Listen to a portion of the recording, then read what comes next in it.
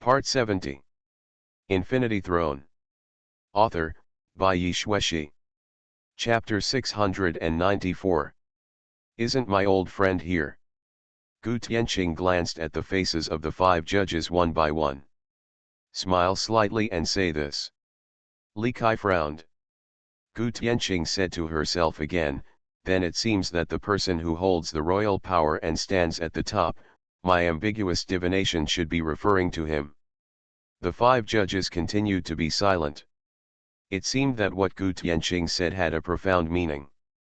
Seeing no other reaction from the 5 people, Gu Tianqing calmly took out a stack of black-covered tarot cards, took off her gloves, and gently stroked the smooth and greasy backs of the tarot cards. While rubbing it, Gu Tianqing closed her eyes and said softly, my divination results tell me that a certain friend and I will be here, destined to have a near-miss reunion. The fateful intersection, there's also the death card. What I'm more curious about is what this interpretation actually refers to. Gu Tianqing is the same on the outside, like a pretentious magician. But combined with Su Anjing's surprising reaction, Gu Tianqing's pretentiousness became a little more intriguing. Li Chang'e flipped through the information filled in by Gu Tianqing. Love divination. He looked confused. At this moment, a trace of doubt flashed through Li Kai's deeply hidden eyes, but his slightly nervous expression instantly relaxed. He also smiled and turned on the light when Suzayasu and Li Chang'e were still undecided. Then I'll turn off the lights. It was agreed at the beginning. It's not a particularly outrageous situation, just keep 3 on and 2 off. Passing all the lights will easily make the newcomer proud.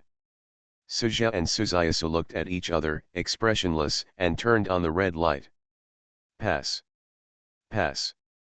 Thank you. Gu Tianqing walked out of the back door with the same elegant fake smile. Correct. When Gu Tianqing walked to the back door, she paused as if she remembered something. She turned around and said to Li Kai and others, tell my friends that if you want to know more specific divination results, I will do it for free for the sake of our old friendship. Send him a love divination. Gu Tianqing left. What did you see? As soon as Gu Tianqing left, Suja didn't rush to call the next person, and hurriedly asked Su Anjing what he meant by turning off the lights so quickly. My intuition tells me that he is an extremely dangerous person. What I actually want to say is, don't let him in. Why didn't you understand my eyes? Am I not decisive enough? Or am I not decisive enough? You didn't smash the lamp to pieces, so you couldn't understand the meaning. Su Jingjing was very puzzled and retorted. Li Kai had a strange expression. In fact, he got what Su Jingjing expressed. But put in the extremely dangerous person that Su Jingjing said. It's the president's decision. But Li Kai didn't explain much to others. Looked at the time. Li Kai narrowed his eyes and trembled slightly, and quickly pressed Li Chang'e's loudspeaker. Li Chang'e was just about to call the next one in order. Ahem, I'll call the next one. Li Kai mysteriously pulled out an interview form. He also raised the loudspeaker and shouted a name with great energy. Meng Chaoqiang. Yu Lai was hesitant and confused. As the number of people interviewing outside the venue decreased, secret news also came out one after another. Combined with the information he purchased from Master Ma at a high price, Yu Lixin was almost certain that Yulin, that guy, is not currently in the real world. He was tripped. He can't come back in a short time. Station, station. Yu Lixin rubbed his palms hard, sparks flying in his palms. He noticed that something was wrong with his mood at this time. But he was unwilling to do so. The last Wishing Fountain specific items up event cost almost half of his Sun Army Guild's net worth. Not to mention the guild resident token, there is not even an epic item. He looked at his lucky score of 5.2, and Yu Lai felt from the bottom of his heart that there was something wrong with the probability of this wishing pool. But he didn't worry about finding anyone else. Even if he is a confidant, Yu Lai is not at ease. If one of his henchmen really draws the guild residence token, he will most likely rebel. Everyone knows the value of this resident token. Therefore, Uligzin finally missed the guild resident token. Times have changed since version update 2.0. Uligzin felt like cinders were burning in his heart as he listened to the server-wide announcement. Jealous. Hate it? How could that Apocalypse guild draw 2 guild resident tokens? Why? Could it be that that person's luck level was really that ridiculously high? This station seems to have become a heartache for Uligzin. Even if it was Yingxia, Zulao Zhao Taiqian, or even Li Kai in the Z5 Council, no matter who drew the guild resident token, Uligzin would not feel as uncomfortable as he does now. Yulin's rise was like a shooting star that took off all of a sudden, leaving no one mentally prepared at all. It is said that according to the information of the special group, it has only been less than a year since he became an apostle. Year after year. Even if it is cheated, it is impossible to rise rapidly in just 1 year and ride on everyone's head overnight. To be honest, while Yulai was jealous, he was also greedy. He is greedy for the station, and greedy for the title of number 1 in the world. Now, who in the forum still remembers the 5 giants who once stood at the pinnacle of national power? Who still remembers those 5 imperial families that have been passed down through the ages? No more. All is gone. Times have changed, and the imperial family has fallen from the altar. Everyone is discussing, envying, and amway. What everyone is discussing in the forum is the damn Apocalypse Guild. Don't look at Zhao Taiqian, Yingxia, and Zhu Lao are all acting indifferent. But every emperor who once held a high position felt somewhat uncomfortable in his heart. They are competing overtly and covertly. Only Yulai was outspoken and showed these emotions on his face. Almost everyone in the Liang Army Guild knew that Yulai had been unhappy with Tiankai Guild for a long time. Because every time Uligzin spoke when recruiting people, he always said, "We, the Liang Army, want to be truly number 1 in the world." As the final interview of Apocalypse Guild proceeds, news from his subordinates reached Uligzin's ears one after another. President, the surrounding areas have been deployed. The missile Liao Yuan Huo-12 has been installed. The armed mobile units are on standby. President, do we really want to take action? The other guilds seem to be watching the show. Is it inappropriate for us to be so intense? At the same time, inside the station, there were exclamations of exclamation from his nails. Wow! President, this tower is really spectacular up close. That's awesome. Tiankai is awesome. Ahem, President, I mean, this tower is really good. President, the staff of Apocalypse Guild have acted as tour guides and are taking us to visit the internal facilities of the station. Wow, the quality of these people recruited by Tiankai Guild is quite high. Including me, there are many handsome men and beautiful women. Uligzin quickly screened the important information hidden in the replies given by the craftsmen one after another. He clenched his fists and was very tolerant. The suppressed sounds of exclamation, envy, and shock from the craftsmen were like knives, cutting into Ulai's heart without any blood, causing blood to flow. Uligzin began to have some doubts. Is it the right choice to send some spies without the blood of the Yu family to sneak into the enemy's position? Because of the feedback from the craftsmen, Yulai had an illusion that the craftsmen seemed to be gradually changing into each other's shape, etc. Suddenly, inside the station, among the craftsmen who were following the official tour guide of the Apocalypse Guild to browse the station's facilities, one of them, a dedicated person, suddenly sent back a piece of crucial news, which made Yulai's heart suddenly tighten and his face became solemn. President, President. Big news. Big news. Big news. 11zo was very dedicated and worried that Yulai would not pay attention to him, so he said important things 3 times. Explain. It turns out that every guild station must set up a key core coordinate. This coordinate must be set, which is equivalent to the core of the entire station. Once something happens to this core coordinate, the station will be gone. What a fool. There is still this matter. Are you serious about this? Uligzin's eyes widened. Real. But why did he tell you?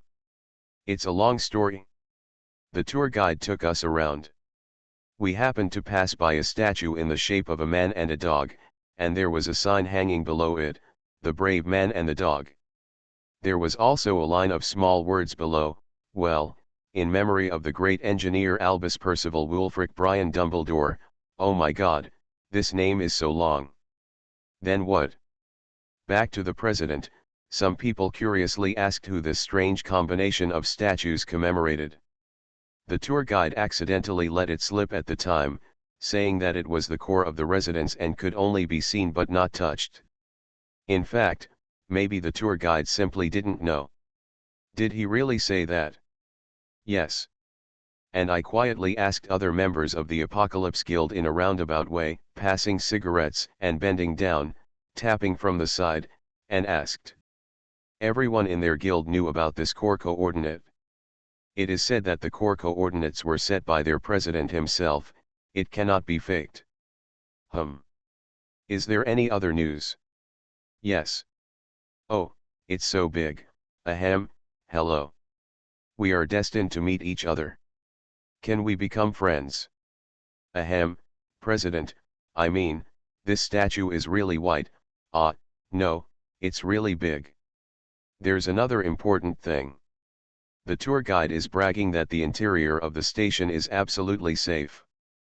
As long as you pass the probation period, you can be in the Great Engineer Tower. There is a dormitory inside, which is impervious to water and fire, and people without union authority cannot enter at all.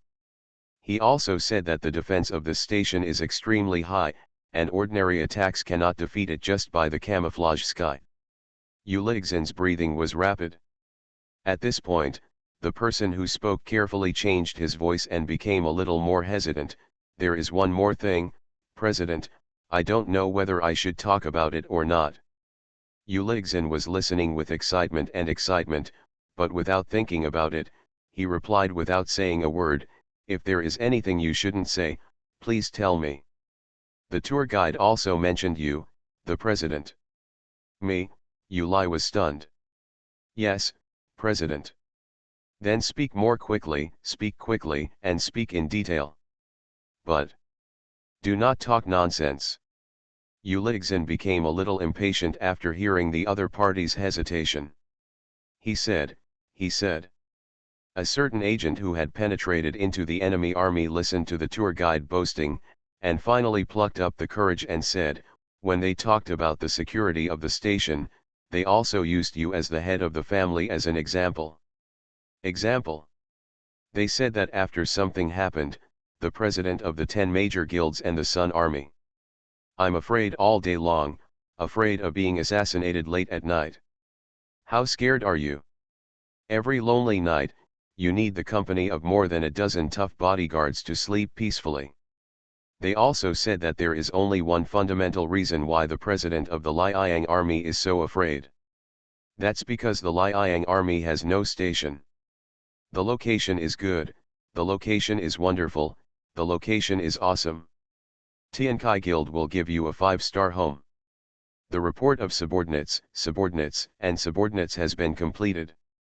The dedicated Liang Jun worked carefully, imitating the tone of the tour guide vividly, and finished a complete joke, feeling uneasy in his heart. He suspected that his president might be angry after hearing this. Uligzin fell silent. This time he was silent for a full 2 minutes. In the past 2 minutes, during the voice call, all that could be heard was Uligzin's breathing, which was as heavy as an old cow's wheezing. Anger is anger. But while he was angry, he was completely stupid. Uligzin's first reaction was, how did this matter reach Tiankai? This is a guild secret. We have a traitor. Immediately afterwards, Uli was speechless again. It is indeed a fact. Everything is because there is no station. There are many benefits to the station. As long as there is a station, all the worries will be solved. Resident. Guild station. Uligzin has been a little angry recently. After hearing the news, he was silent for a full 2 minutes. Because his teeth were biting too hard, a lot of blood bled from the gap between his gums. Yulai was filled with the smell of blood in his mouth. Tiankai, Yilin, Uligzin, are at odds with you. Yulai was furious. Right now.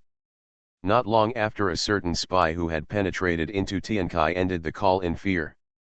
In the shed where the final interview was held, an angry shout suddenly came out. This is too much. Boom. A tall figure punched through the door of the venue and rushed out. The sudden movement startled many people staying in the waiting area. It's too much to bully others. It's too much to bully others. Meng Chaoqiang was covered in blood and clutching his chest. He had no idea what kind of inhuman abuse he had just suffered in the recruitment venue. He had an angry expression and his hair stood on end. 5 people, Li Kai, Sujia, Suziasu, Su Jingjing, and Li Chang'e, chased out at the same time and surrounded Meng Chaoqiang. How dare you sneak into our guild, how brave you are. Li Chang'e smiled coldly. He put on the batsuit, looking stylish and effortless. What a rubbish guild, please beg me and I don't even want to enter. Meng Chaoqiang was surrounded by 5 judges. His expression was like that of a martyr who is about to die. A tragic and heroic atmosphere swept the entire place. He subconsciously glanced in the direction of Uligzin. Uligzin was shocked by this glance, but he couldn't say anything. But Meng Chaoqiang seemed to be extremely loyal to the Liang army. After taking a glance, he smiled coldly and wiped the blood spitting out of his mouth. Why do you Tiankai become the number 1 in the world? I, Meng Chaoqiang, am the first to refuse. Haha, stop acting. Li Chang'e smiled slightly, and with a thought, long swords with bright lights appeared behind Li Chang'e, covering the sky and the moon. People who don't know the details of Li Chang'e are really confused by Li Chang'e's gorgeous skills, and they feel awesome in their hearts. Every human being is afraid of death, without exception. Tell me the guild behind you and I will spare your life, Li Chang'e said with a smile. Haha, Meng Chaoqiang chuckled disdainfully and clenched his fists. I said you were paralyzed. Xenia. Countless long swords fell one after another, like stars falling from the sky, completely engulfing Meng Chaoqiang's figure. In addition to Li Chang'e's attack, father and daughter Sujia and Suziasu attacked at the same time, beating Meng Chaoqiang to death with random punches. Meng Chaoqiang spat blood from his mouth, raised his head and his laughter suddenly stopped, and he collapsed. There was 10 seconds of dead silence. Li Kai looked at Meng Chaoqiang's body on the ground in silence and said coldly, "Come here, collect the body." This sudden incident shocked Yulai. Meng Chaoqiang, is he dead now? How was it exposed? So many people got in, why was he exposed? However, before he died, he did not reveal the name of the Liang army. The atmosphere around Uligzin was solemn and depressing. They all knew that Meng Chaoqiang was theirs. Anger, depression, and frustration spread silently. However, no one dared to take action unless the president gave the order. Uligzin took a deep breath and was about to continue to endure it. Those who achieve great things do not stick to trivial matters. Heaven is about to entrust great responsibilities to this people. Although the tortoise has a long life, it will be great if it can endure. Uligzin closed his eyes and suppressed his anger. He recalled the teachings of his ancestors and held back. But suddenly, at this moment, someone in the Liang army suddenly shouted, "I can't bear it anymore. Destroy Tiankai. Our Liang army has never been afraid of anyone. We destroyed Tiankai." These words instantly ignited the emotions of the Liang army. Destroy Tiankai. Destroy Tiankai. Destroy Tiankai. In the Liang army, Uniform slogans started spontaneously. Echoed. Liang Army. United Wool. Cheng Cheng. It ignited. Infinity Throne. Author, by Yi Shueshi. Chapter 695. Meng Chaoqiang has been joining the Liang army for some time. Many people's previous impression of him was just that of a motivated young man. After joining the Liang army, Meng Chaoqiang got together with many senior members, and they were in full swing. No one expected that today, even after Meng Chaoqiang's identity as 11-Zo was revealed and he was brutally beaten to death by the people of Tiankai Guild, he would still be as tough as iron and not reveal a single word of his secret. This unyielding strength is so admirable. Hero. There were bursts of sobbing in the Liang army. Brother Chiang. Brother Chiang. So inspiring. So heroic. Meng Chaoqiang's death was like a fire, igniting the anger deep in the hearts of every Liang army member. His death was like a spark that ignited the original cause. I have to say that the Liang army was a little depressed during this period, perhaps because of Yu Lixin. The ultimate form of depression is a violent explosion. Suddenly, everyone was inexplicably on fire. No one wants to find out who was the first person to set it on fire and shout "Destroy the apocalypse." In short, all of a sudden, it was all on fire. Yu Lixin was still confused. I haven't even started burning yet, why did you guys start burning? Why did it burn? Wait a minute. But things happened too fast. Yu Lixin simply could not stop this trend of starting a prairie fire. The slogan has been shouted out. The other applicants who were still in the waiting area reacted one after another in a short period of time and distanced themselves from the Liang army. Avoid being affected by a sudden guild war. Hiss. So exciting. Apocalypse Guild and the Liang army are fighting. The slogans spontaneously exhaled by the Liang army resounded through the sky. Someone quickly carried away Meng Chaoqiang's body. The scene became chaotic. King. The 12 knights looked at the unmoving king who was still in the candidate area, and anxiously made various gestures, private conversations, and winks. Something is wrong. The elaborate schemes of other forces trying to break into Tiankai have been discovered. They were surrounded and beaten to death on the spot. Their king, despite his terrifying strength, is among the top 50 in terms of overall strength on the world's single-player rankings.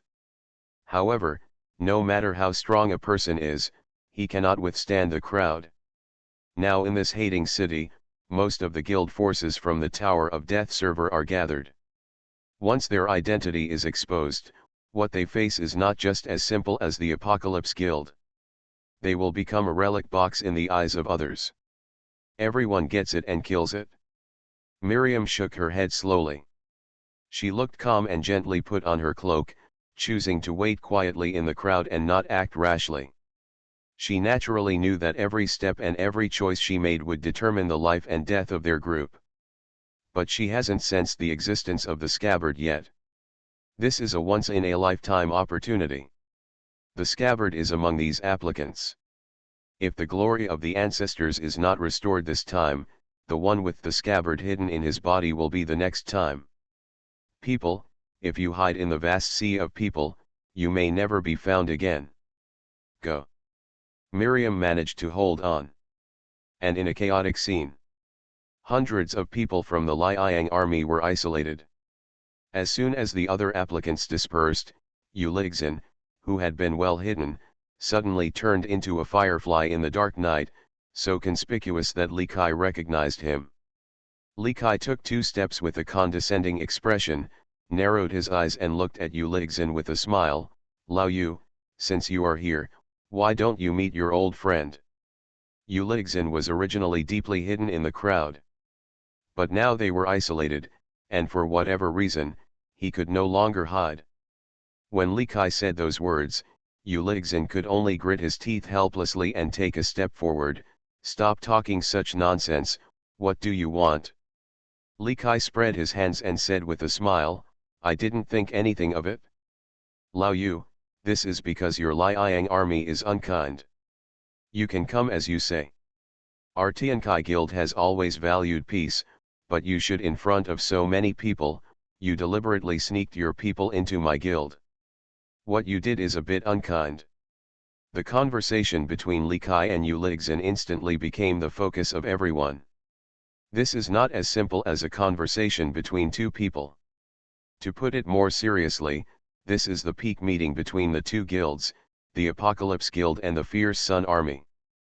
Maybe, the conversation between Li Kai and Yu Lixin, two of the top 100 masters in the regional server rankings, will be broadcast live and spread in the circle in a very short time. Whether they came to Hating City today or not, they all learned about this at this moment, or perhaps in the near future. The Liang Army and the Apocalypse Guild, the two major guilds, officially clashed at the beginning of a new era. What more people should know is that the Liang Army is unkind in this matter. Play infernal affairs. Too much. Mean. Next work. In short, when Li Kai opens his mouth, he first takes the moral high ground before speaking. Everyone is an old politician. Even though Yu Lai was not mentally disturbed, after a quick thought, he understood what Li Kai meant by saying this. But he couldn't refute it.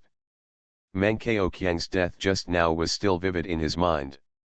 At the same time, it also aroused the public indignation of his own Liang army. At this point, if he, Yu Lixin, does not admit that Meng Qiang, who died tragically, was a member of their Liang army, wouldn't it mean that he, Yu Lixin, is afraid of Li Kai? Pooh! I, Yu Lai, am afraid of Li Kai. What kind of thing is the Li family with its declining population? Yu Lixin clenched his fists tightly and arched his back slightly, looking like a wounded wolf. Seeing this, Li Kai smiled slightly, looked at the time, and said, You are wrong first, and our Tiankai guild does not need to be familiar with you. After all, we are number one, where are you? I think look, oh, I'm sorry, you are the 9th guild, there is no need for us to fight each other. Let's forget about this matter for now. Li Kai's words were very tactful. But to Liang Jun's ears, it was a bit unpleasant. They always feel that Li Kai's subtext seems to be translated as, we are number one, who are you? Oh, 9th, that's okay. I won't hit you. If I hit you, people will criticize us and think we are the apocalypse. It's bullying. Forget it, forget it. Click click click. Everyone in the Liang army clenched their fists and gritted their teeth. After exhaling the slogan, they fell into silence again.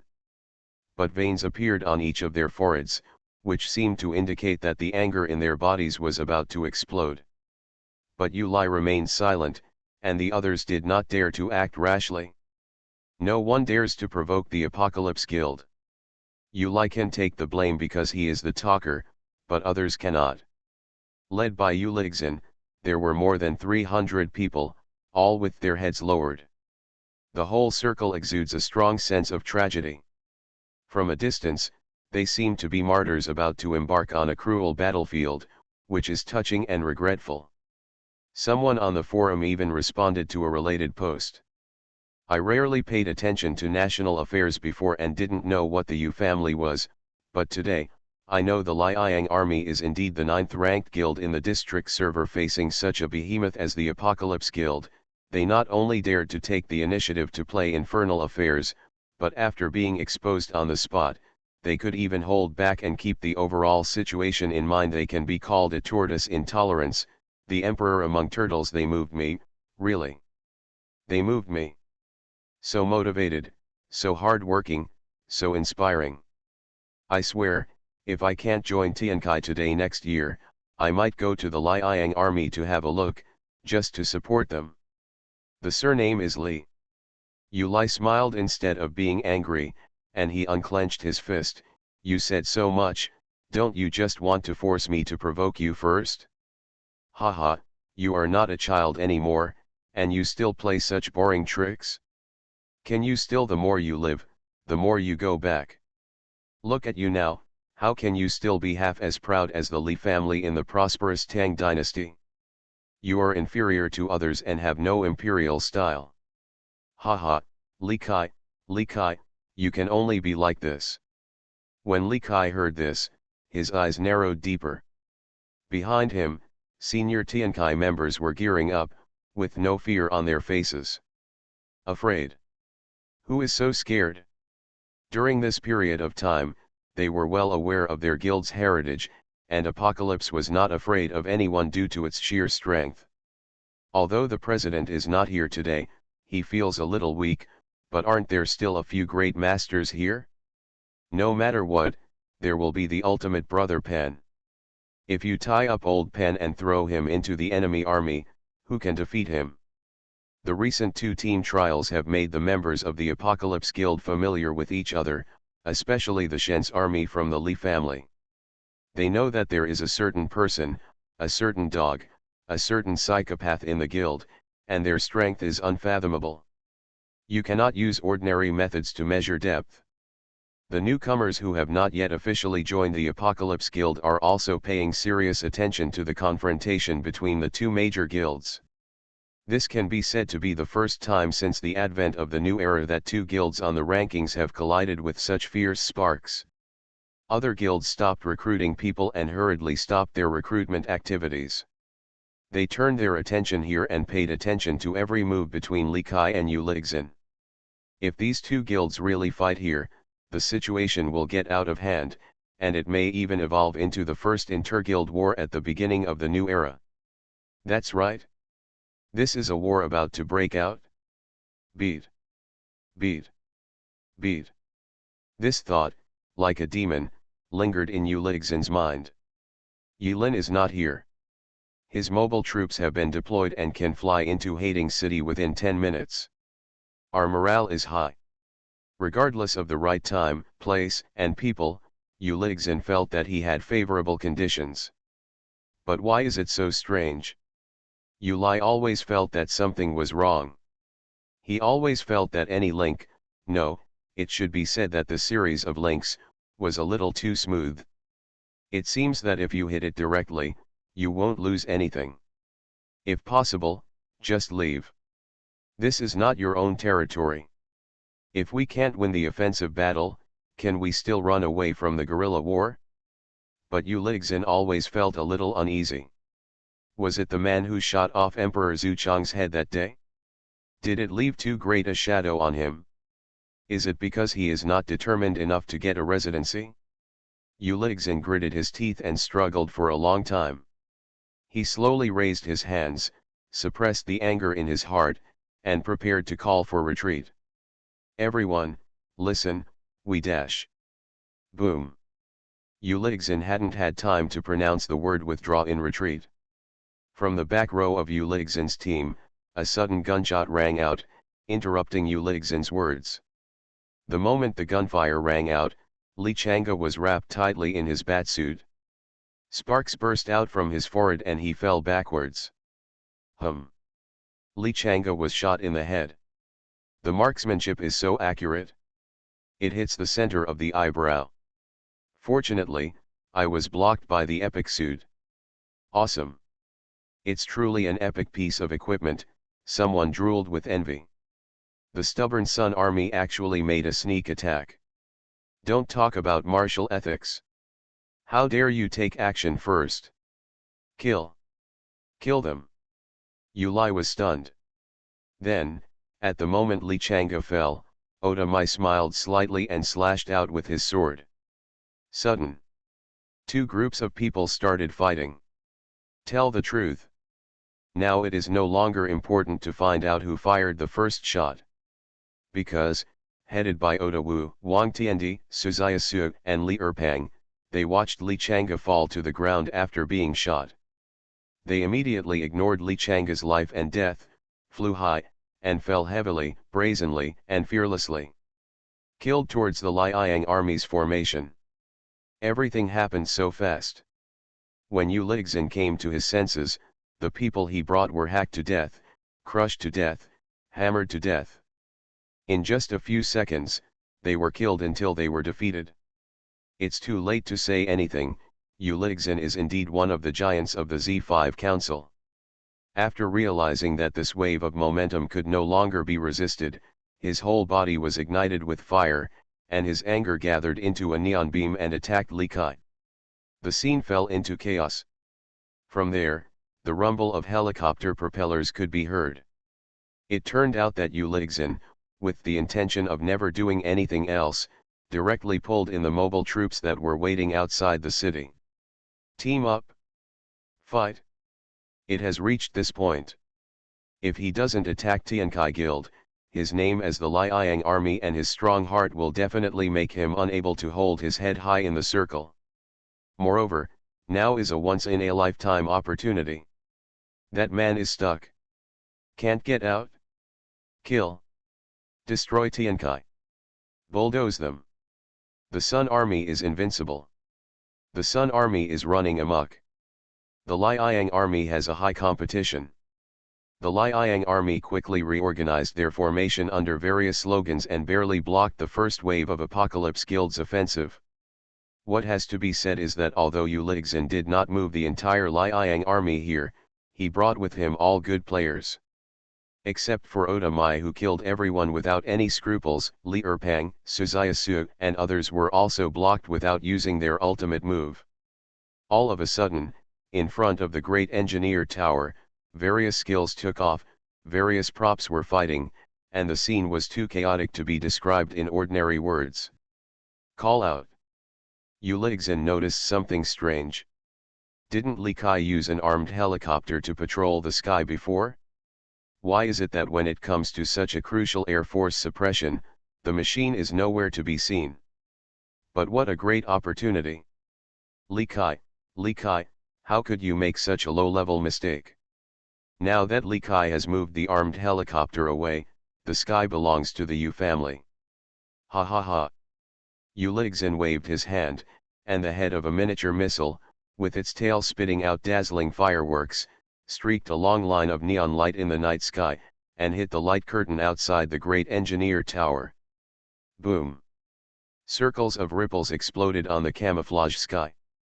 Uligzin couldn't see it, but as the camouflage canopy came under fierce attack, every member of the Apocalypse Guild also received a prompt that the guild is under attack. They raised their heads, and in the dazzling light of the artillery fire, a scarlet blood strip suddenly appeared above the camouflage sky. Ah, this? The blood bar is bright? This cover actually has a bright blood bar. In other words, this cover can indeed be knocked off. Even though Uligzin's majestic shot only caused a slight change on the health bar that was difficult to detect with the naked eye, it was neither painful nor itchy. But it doesn't matter, it doesn't matter. The important thing is that the protective shield of the station is not invincible or unbreakable. As long as there is a health bar, even a god, Uligzin, has a chance to defeat him. The camouflage sky curtain's bright blood bar spread at an alarming speed. After all, these newcomers who have joined the Apocalypse Guild and are in the probation period have many secrets of the Liang army. In fact, it was not only the Liang army, but also other unknown guilds, and some people took the opportunity to break into the Apocalypse Guild. For every ambitious guild leader, releasing spies is a routine operation, and there is nothing to be ashamed of. Big news! Big news! Big news! The headquarters of the Apocalypse Guild, the Great Engineer Tower, was under heavy bombardment by the Sun Army, and its health bar lit up. The Liang Army is attacking the Apocalypse Guild's headquarters. The news that was half true and false caused an uproar in the Apostle Circle. You are listening to Novels at Bless Up channel. Wish you happiness and luck. Please subscribe to receive new novels. How do you feel about this novel? Please like and leave a comment. Infinity Throne. Author, by Yi Shueshi. Chapter 696. In Hating City. On the streets, rooftops, corners, underground, and in the sky, people are moving. Many people lowered their heads and received the latest news about the battle between the Apocalypse Guild and the Liang army in a timely manner. Just like how they were addicted to mobile phones when walking on the street. To other guilds, it doesn't really matter who wins and who loses in this strange guild war. Even if the Liang army is completely wiped out in this wave of war, it doesn't matter. The important thing is that through this battle, they can see with their own eyes how powerful this guild, which is officially certified as the world's #1, is.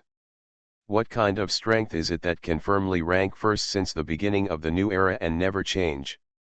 The title of #1 in the world is too loud and reliable. In the guild rankings, whether in the regional server or in the world, the rankings of other guilds have changed again and again. But Tiankai Guild alone stood aloof, as if cheating, and remained unmoved. On a high building, Xiang Baxian, who had an encounter with Yilin in Kanzaki City and was lucky to survive in the end, is standing next to his father at the moment. Xiang Baxian's father is a good man who is upright and upright. He is 1.69 meters tall and wears a long blue coat. The brand new rope buckle on the chest of the long coat collapsed tightly, making his whole body look a bit bloated. The middle-aged man has a long black and white beard on his chin, which is tied into neat braids. This unique beard shape may attract a lot of strange eyes when walking on the street. Xiang Jingtian, a real man who has lived in poverty for more than 10 years. Xiang Baxian actually has a biological sister named Xiang Meishan. It's just that I heard that relatives are visiting today and I don't want to travel all the way. Xiang Baxian squinted his eyes and asked, I just received the news that this guild station can indeed be attacked. It's one thing to be able to attack, but it's another thing to be able to defeat it. Xiang Jingtian smiled lightly. That makes sense. Do we want to go down and help? Everyone is in place. Haha, who can I help? Xiang Jingtian asked knowingly. Xiang Baxian spread his hands and smiled deeper, needless to say, whoever is strong will help the other. Xiang Jingtian shook his head, confused. Dad, please elaborate. Do you think you can completely kill Ulixin in one breath? Xiang Baxian thought carefully for several seconds, his smile faded a bit, and he shook his head slowly. It should be difficult. After saying that, Xiang Baxian paused for a moment, and then said, but Emperor Zhu Chong is still dead. The one named Zhu died because he underestimated the enemy. Xiang Jingtian revealed the cause of Emperor Zhu Chong's death in one sentence, smiling at Yu Lai's heart that was blazing in the melee, and the one named Yu, because of Emperor Zhu Chong's death, now it's more like a frightened eagle. I can guarantee that his pockets are full of life-saving tools. It would be too difficult to kill him in one strike. So, is this also the reason why you dares to face Gang Tiankai Guild? Actually, there is another reason. Xiang Jingtian squinted his eyes, watching the tragic war below, stroking his long beard tied into a pigtail on his chin, and said in a heavy voice, the people behind this apocalypse are not simple. The person named Yu is the authorities are obsessed, but we are clear observers. But after what happened to you, we should be able to figure out that he was deceived. Well, he was deceived miserably. Huh? What should I say? Xiang Baxian didn't quite understand. Haha, in our Xiang family, where are the 3 nails assigned? 2 of the nails are in the fearless army, and 1 is in the brave army. I understand. Xiang Baxian didn't understand it before, but when Xiang Baxian thought more about the hidden meaning, but he understood it all of a sudden, and slapped the back of his head suddenly, making a loud bang sound, and shouted Fearless army, heroic army, they sound pretty good, but they are not good words. It is obvious that the strong men are destined to die. 1 or 2 is okay, but if they are all in these corner areas, it means that the other party has already seen through the identity of those nails, and deliberately put them together, just to see through them without telling them. Who thought of it? It's so sinister. Xiang Baxian sighed deeply. Xiang Jingtian added, so, why were so many nails found, but a member of the Yu family was beaten to death in public? And it happened that someone in the Yu family took the initiative to shoot? Haha, no matter what the truth is, the person named Yu, this wave, if he doesn't figure it out quickly, he will probably have a layer of skin shaved off. Xiang Bassian nodded repeatedly after listening to his father's analysis. As expected, the authorities are confused and the onlookers are clear.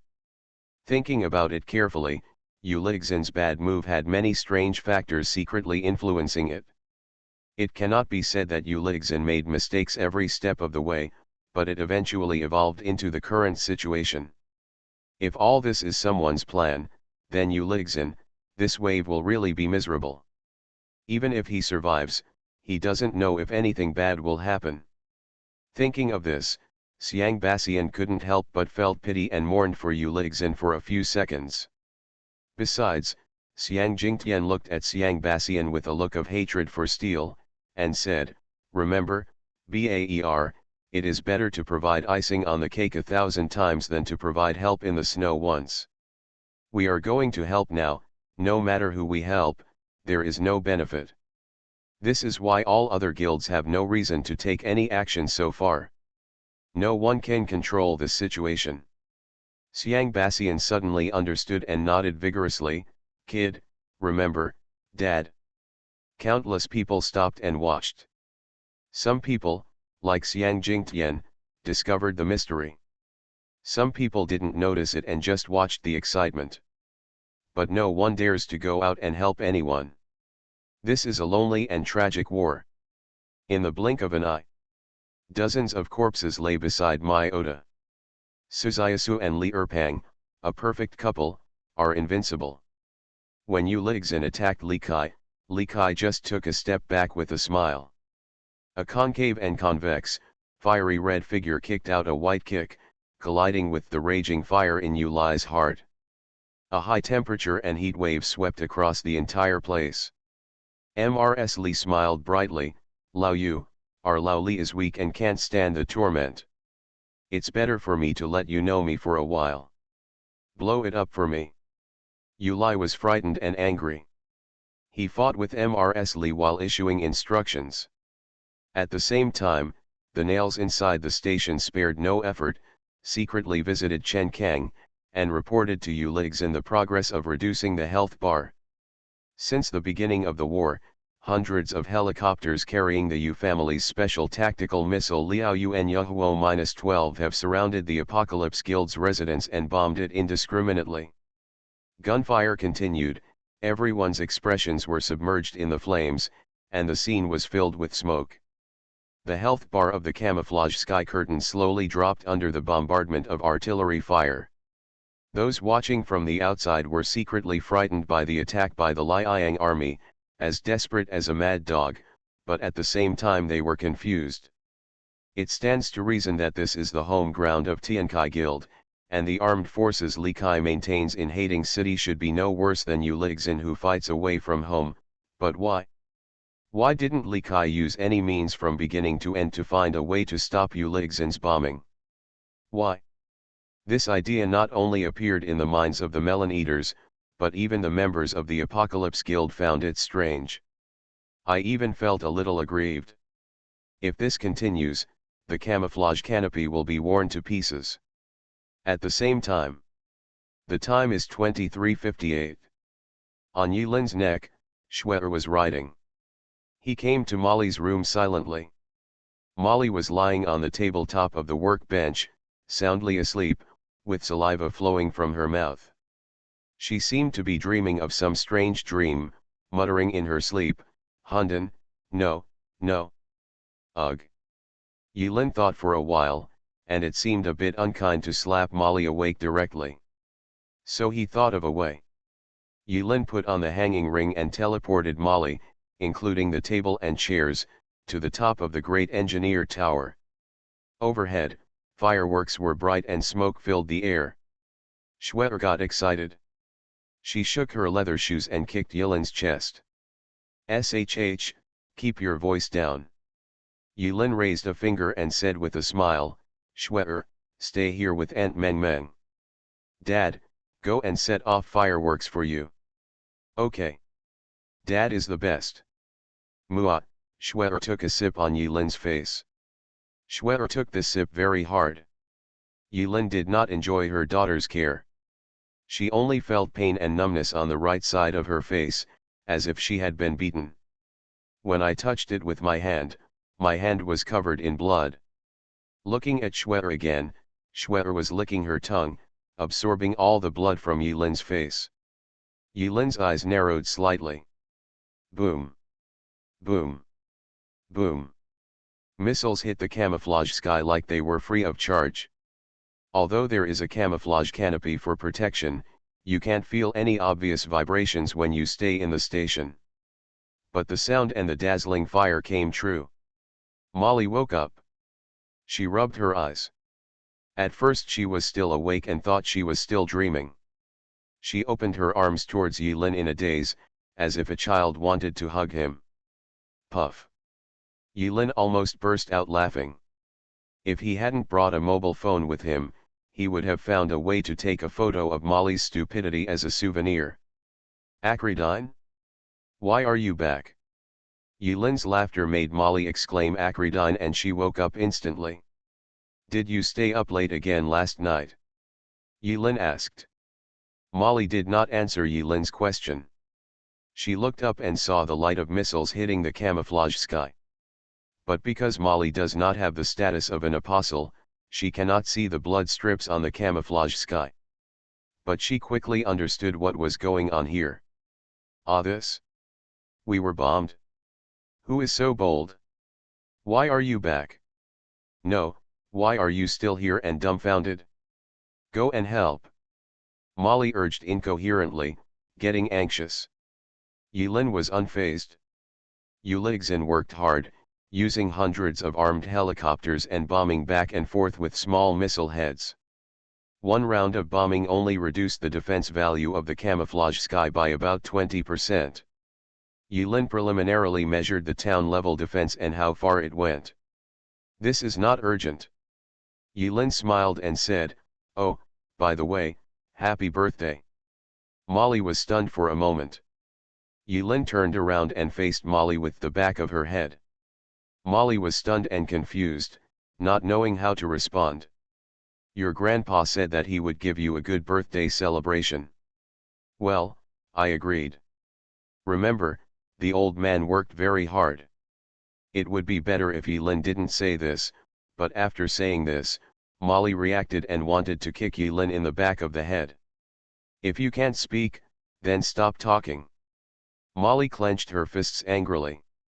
Yilin. He drew a circle and stepped into it. When he reappeared, Yilin was already above the great engineer tower. By chance, missiles with long fireworks trailing from their tails were attacking the great engineer tower with great force. Call. Yilin took a deep breath and extended her 5 fingers forward. For a moment, all the missiles were frozen in the air, completely silent. On the originally chaotic battlefield, Yilin's appearance did not alarm anyone. But when all the missiles stopped in mid-air for an instant, this strange scene that seemed to be frozen in time made everyone, both the enemy and ourselves, look into the air. They saw this miraculous scene. An ordinary man with a calm smile on his face and his feet in the void. He just stretched out a palm and blocked all the missiles. Chi chi chi. Of course, Yilin does not have the super magical ability to stop time. The tail of the missile was still spitting out fireworks. After a momentary pause, it seemed to be trying to break through some barrier and was still slowly advancing towards the camouflage canopy of the great engineer tower. Well, with so many missiles, it's still a bit difficult to just rely on telekinesis power. Halos engraved with mysterious runes lit up on Yilin's wrists. Free method 7 circles. 7 magical arrays with flowing light appeared layer by layer in front of Yilin. Dozens of missile heads misfired at the same time, completely losing power. Why is he back? On the ground. When Uligzin looked at the nightmare-like figure, he was stunned and his whole body felt numb. Didn't I say that I got stuck and couldn't come back? Why did you come back? Why did you come back at this time? It was a little lively when I wasn't here. Yulin smiled faintly, and the voice reached everyone's ears. He waved his hands vigorously, and the missiles turned back in an instant, going back to where they came from. Everyone saw a person appearing strangely in front of the shining engineer tower. Just one person blocked all the cannonballs. Extraordinary spiritual side. Many people from all over the country judged Yulin's strength in a very short period of time. At the critical moment, the person who appeared here and turned the tide was none other than the mysterious president of the Apocalypse Guild. The president of the world's #1 guild appears. Boom boom boom. The turned-back missile exploded in mid-air, and the impact of the explosion blew everything around. The armed helicopters in the air could no longer maintain their original formation. They were like a swarm of headless flies in the air, flying in various twisted trajectories. There were also many helicopters that almost collided in the air, creating dangers everywhere. Go, go, go. Yulin's simple exposure of her hand made Yuli's heart split with tears. To a certain extent, the high-level extraordinary spiritual side is very suitable for group battles. Of course, this was under the premise of abundant psychic energy. Yulin was condescending and had a geographical advantage. Yuligzin could imagine with his toes what kind of inhuman abuse his armed team would suffer next. Now that you're here, don't leave. Yulin smiled. The moment he said these words, several light balls that had been rotating on the top of the great engineer tower like decorations shot out a ray of light and connected to Yulin's hand. Stay. Yulin closed her eyes, and thin lines connected to Yulin's fingers. The end of the light is hidden in the night sky. I saw Yulin floating in the sky, playing with his fingers. At this moment, he was like an elegant pianist, with a focused and smiling expression, as if he was playing a beautiful famous song. There were many people with good eyesight and special enhancements who were stunned at this moment, looking at the figures twirling their fingers in the sky with dull expressions and forgetting to breathe. Supergiant giant crystal pattern formation 12 days of annihilation ring. Base. Base. Base. Base. A dazzling beam of light shot straight into the sky from the tower of the great engineer. The sky is as bright as day. At this moment, in everyone's eyes, there is no more darkness and no more stars. In their eyes, there was only that one tower left, the world-famous great engineer tower, that mysterious tower that became the only source of light in the dark night. At this moment, the presence of the great engineer tower built by Yulin himself, in the hearts of many people, even surpassed the 4 towers of God that brought disasters. 12 rings of dazzling light, distributed in a clock pattern, appeared in the sky to the rhythm of Yulin's fingers. In an instant, 12 suns seemed to appear out of thin air in the night sky, their dazzling light making people afraid to look directly at them. Molly, who was watching all this from below, was too shocked to express her feelings. Normally, she might have taken a photo or video to keep as a souvenir. But now she has forgotten all about it. My mind goes blank. My nose is sour. I feel like crying, but I feel it would be embarrassing to cry. Your fireworks are too big. After a moment, Molly made a face at Yulin's back and secretly rubbed her eyes. In the spotlight, Yulin's right index finger gently moved forward. The gentle movements were like playing with some fragile toy. Don't blink. Look. Where fireworks flourish. When the night is still young. Infinity Throne. Author, by Yi Shueshi. Chapter 697. Laugh. One of the rings emitted a laser-like ray that swept over Yuligzin's armed forces. Boom boom boom. Wherever the laser passed, helicopters exploded one after another, bursting into bright flames. No. Yuligzin let out a scream of pain as if he accidentally pulled the egg and broke it. But no one paid attention to him. No one had the time to pay attention to the screaming Yuligzin. Because the scene in front of me is so shocking and amazing. No one can imagine that with human power, we can recreate the magnificent scenes that could only appear in science fiction movies with special effects in the past. After the light swept over the armed helicopters, their wreckage fell like meteors. Yulin did not pause. After one of the rings emitted a ray, its light dimmed a bit. It doesn't matter, the 12-round ring is like a revolver with magazine up. It rotates rapidly, and the next ring is brewing with dazzling white light again. Load it? Ah no, use the magic crystal laser cannon. Boom. Another shot. Continue. Boom. Another shot. In front of everyone's eyes, the world was so bright that it seemed like there was only light and shooting stars left. They couldn't open their eyes, and many people's eyes were poked by the light and shed tears. When the fireworks are in full bloom. Top of the tower of the great engineer. Molly was completely stunned. Before she could fully understand what was happening in front of her, Schwer beside her was dancing happily and laughing. Daddy is setting off fireworks. Dad is setting off fireworks. Fireworks. Fireworks. Molly subconsciously ignored the slightly harsh word dad. All she could think about was fireworks. Wait a minute, that Han Dancehung made such a heroic appearance just to celebrate his birthday? Happy birthday? Impossible. So outrageous. This is too much. The corners of Molly's eyes were moist. She felt something was wrong with herself. But I was still moved. Every birthday is celebrated by her grandfather. This year, Grandpa got sick. Maury didn't even mention it, pretending that she had forgotten it. Although it is not a big day, Molly is a little tired of celebrating her 18th birthday. But this year's birthday seems to be particularly exciting. Half of it left. Yulin only fired 6 shots. After 6 shots, the surrounding world became quiet. There are no more flies flying around in the sky. Everything is clean. These 6 cannons directly destroyed 50% of Yulin's crystal inventory. The consumption is also extremely terrifying. Yi, my Yu family is at odds with you. A complete formation of armed helicopters is not an unacceptable loss. But Yu Ligzin was angry that he was slapped in the face.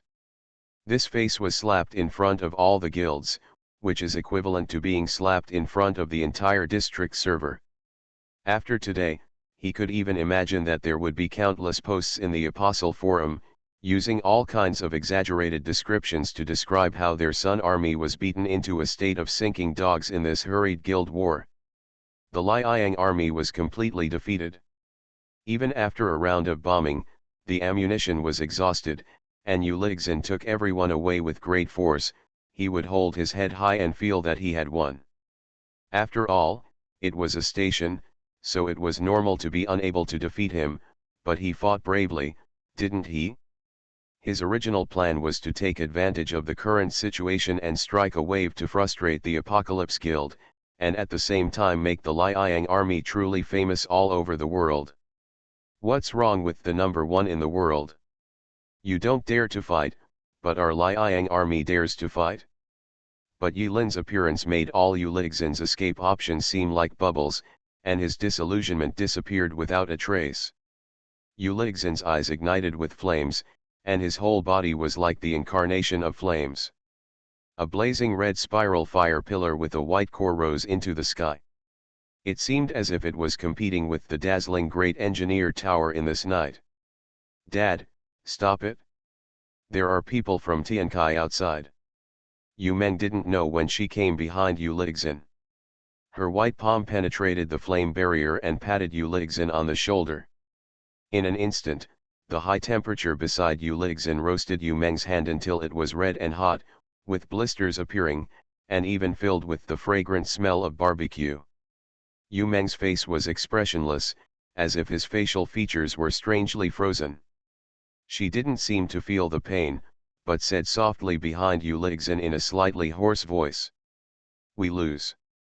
Yu Ligzin's back was extremely stiff. The next second, covered in flames, it dissipated without a trace. He was silent for a long time.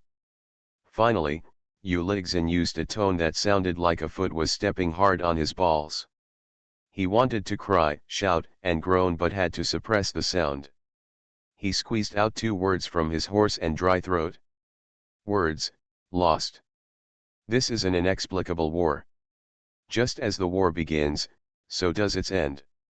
Many people haven't had enough of watching it and it ended like this.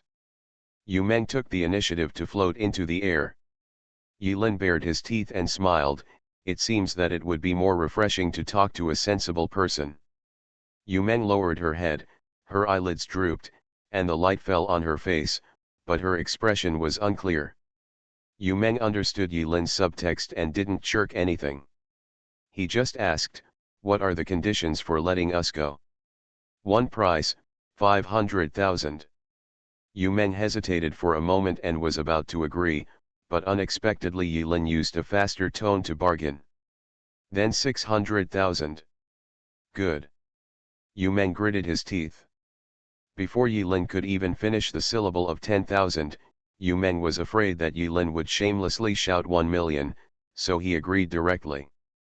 She quickly turned around, fearing that Yilin would make more extreme conditions. Yilin withdrew her magical power, and the rings dimmed and disappeared into the sky. Night comes again. Oda Wu seemed to have not killed enough and was still wanting to kill her. But when she saw Yilin, she took the initiative to put away the knife and took a deep breath. She didn't know what she was thinking. No more killing. Li Erpang scratched his head. In the fight just now, he had a lot of stains on his body. He was bloody and his skin was turned up. But Suzayasu said nothing, and lifted Li Erpang onto her lap, skillfully took out the gauze and disinfectant from the storage space, and silently bandaged Li Erpang's wounds in the still burning battlefield. Many people saw the scene and secretly thought that this is true love.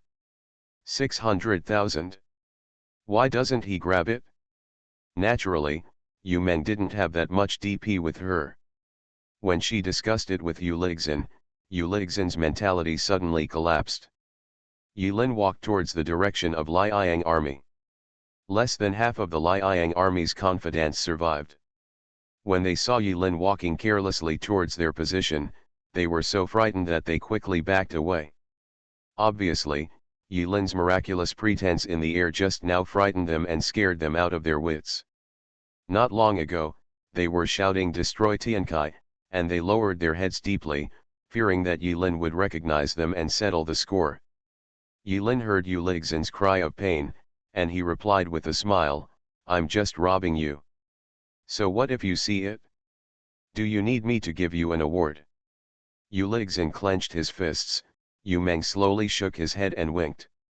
After a few minutes, 600,000 DP were collected.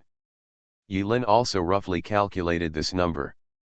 A death point of this order may be an amount that is difficult for a person to earn in a lifetime. But for a guild, this is nothing. Of course it will hurt your body and your vitality will be damaged, but it is better to pay 600,000 yuan in war compensation than to be wiped out here. In the end, Ulixin retreated to the end with the comfort of several close bodyguards. From behind the Liang army's camp, Ulixin's angry curses could be faintly heard. During the transaction, Yu Meng had no expression on his face, but looked at Yilin indifferently. His tone was neither happy nor sad, and he said, "I hope you can keep your promise and let us leave safely. And, I believe that kind of power." Yu Meng paused, looked at the big engineer tower, and continued, "It cannot be released by the extraordinary spiritual side. There is no need to suffer too much loss because of us. That's why I asked for 600,000. Yilin smiled and said, "If the fight continues, you will be in debt." Ulixin seemed to have heard these words and started to curse again, but it seemed that he was suppressed by more than a dozen tough men and could not get angry. "At least, this time, I sincerely hope that you can keep your promise. Neither of them are fools. There was no future non-aggression treaty signed. This verbal treaty has no binding force on either the Apocalypse Guild or the Liang army. Yu Meng is also a bachelor. He decisively admitted the failure of the Liang army and readily paid compensation. Ding! 600,000 has arrived.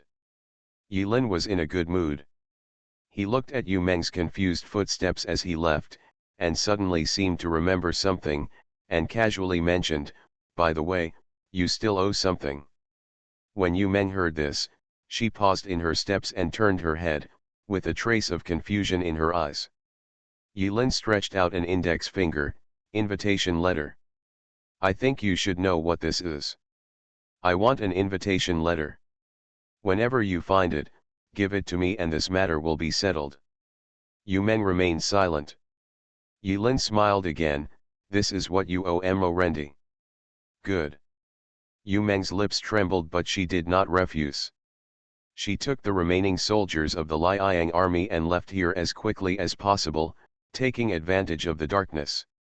Around the great engineer tower, many vacant buildings were damaged due to helicopter wreckage. Although this is the home ground of Tiankai Guild. However, the giant crystal pattern array 12 heavenly annihilation ring that Yilin arranged in advance is not something smart enough to identify the enemy and ourselves.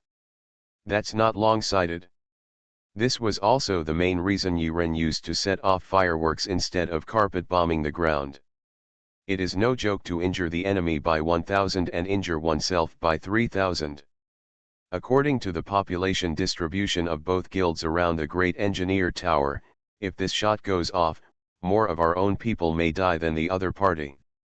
After Yu Lixin and others left in a hurry, Li Kai came over. He stared deeply at the Liang army fading away in the darkness. Next to Yilin, he whispered, "It seems that the president has guessed it." Yes, during the whole negotiation process, Yu Meng seemed to be happy, but in fact it was called anxious. If I am not mistaken, before Yu Meng came up to negotiate with me, in order to prevent me from making a fatal move, Yu Meng used life-saving props in advance, otherwise, she didn't dare to stand in front of me. But why does the president only want 600,000? No matter how much they get, they probably won't be able to get it out. Yilin smiled. Once they can't get it out, they will just try their best. Oh, actually, there is no benefit in fighting to the death. My goal has been achieved. You know well, as long as Yu Meng or Yu Lai is a little more determined, my bullet that is ready to move will be shot out. They owe this life to Mo Rendi. It is not difficult to destroy the Liang army. Gem copying machine is on its way. This wave of crystals has been used up, and Yilin has plenty of time to wait for the machine to come out. But Yilin knew in her heart that in the previous Wishing Pond probability up event, Liang army lost a lot of DP. Although in the end, Yu Lixin did not draw the guild residence token, but Yu Lixin and Yu Meng had there should be a lot of strange props or equipment inside. During the brief guild war just now, Yilin also discovered that even Yu Lixin's army of confidants used many strange props. Otherwise, under the fierce fighting of Oda Mai and a group of ruthless people, they would never be able to kill just half of them. There was indeed a bullet rubbed in the barrel of Yilin's gun. He didn't fool Li Kai. That bullet had a full 20 levels of energy. A supercharged bullet with 200% power and heart rate. With this shot, most of those who are unprepared will explode on the spot. But once you are prepared, it's different. The high-level apostles really fought desperately, focusing on their foundation, physical strength, and spiritual energy. There is indeed no benefit to consuming it like this. Moreover, since Yilin learned the free method, she has more fun ideas. Keep it for now, the wealth will be rolling in. Maybe, the Liang army can also become one of the stable sources of income for the Apocalypse Guild. Next, Yilin and Li Kai were silent for 2 full minutes. Seemingly silent. But in fact, they transferred the communication on the surface to the offline and secretly communicated with each other. Li Kai nodded without leaving any trace and moved the wounded as quickly as possible. Yilin stood there. In silence, he suddenly turned his attention to the group of interviewers who had not yet finished applying. He raised his hand and shot. Boom.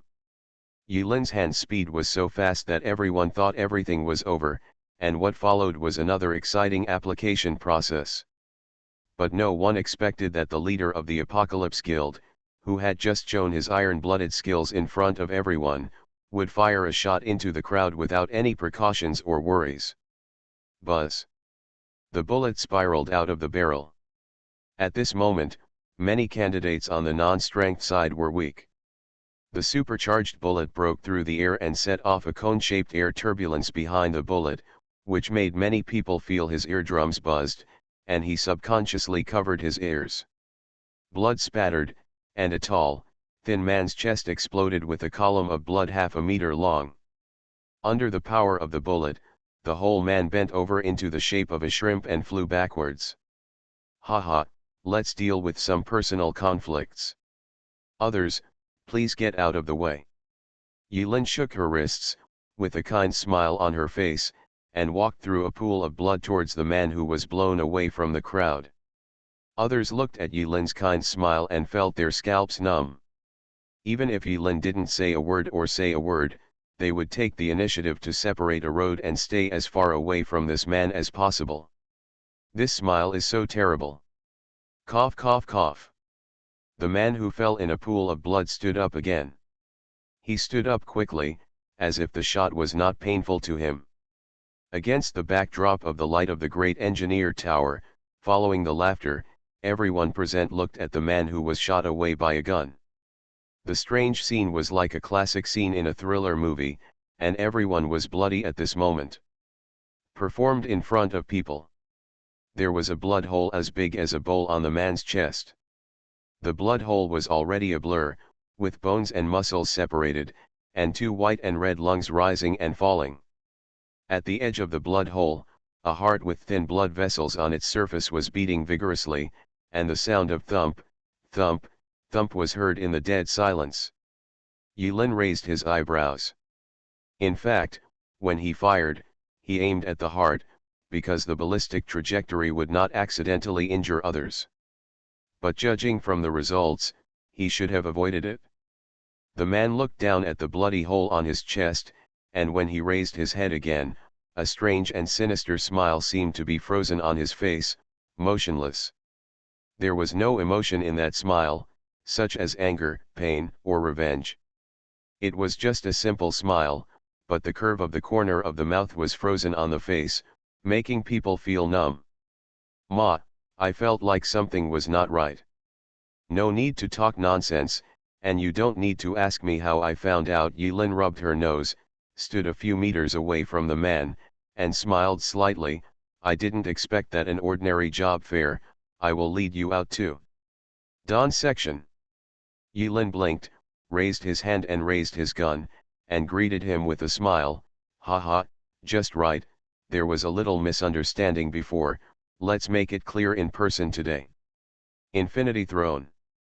Author, by Yi Shueshi. Chapter 698. Yilin didn't stay at the top of the great engineer tower all the time. He is known to be good at stealth. As the president, he cannot remain hidden behind the scenes.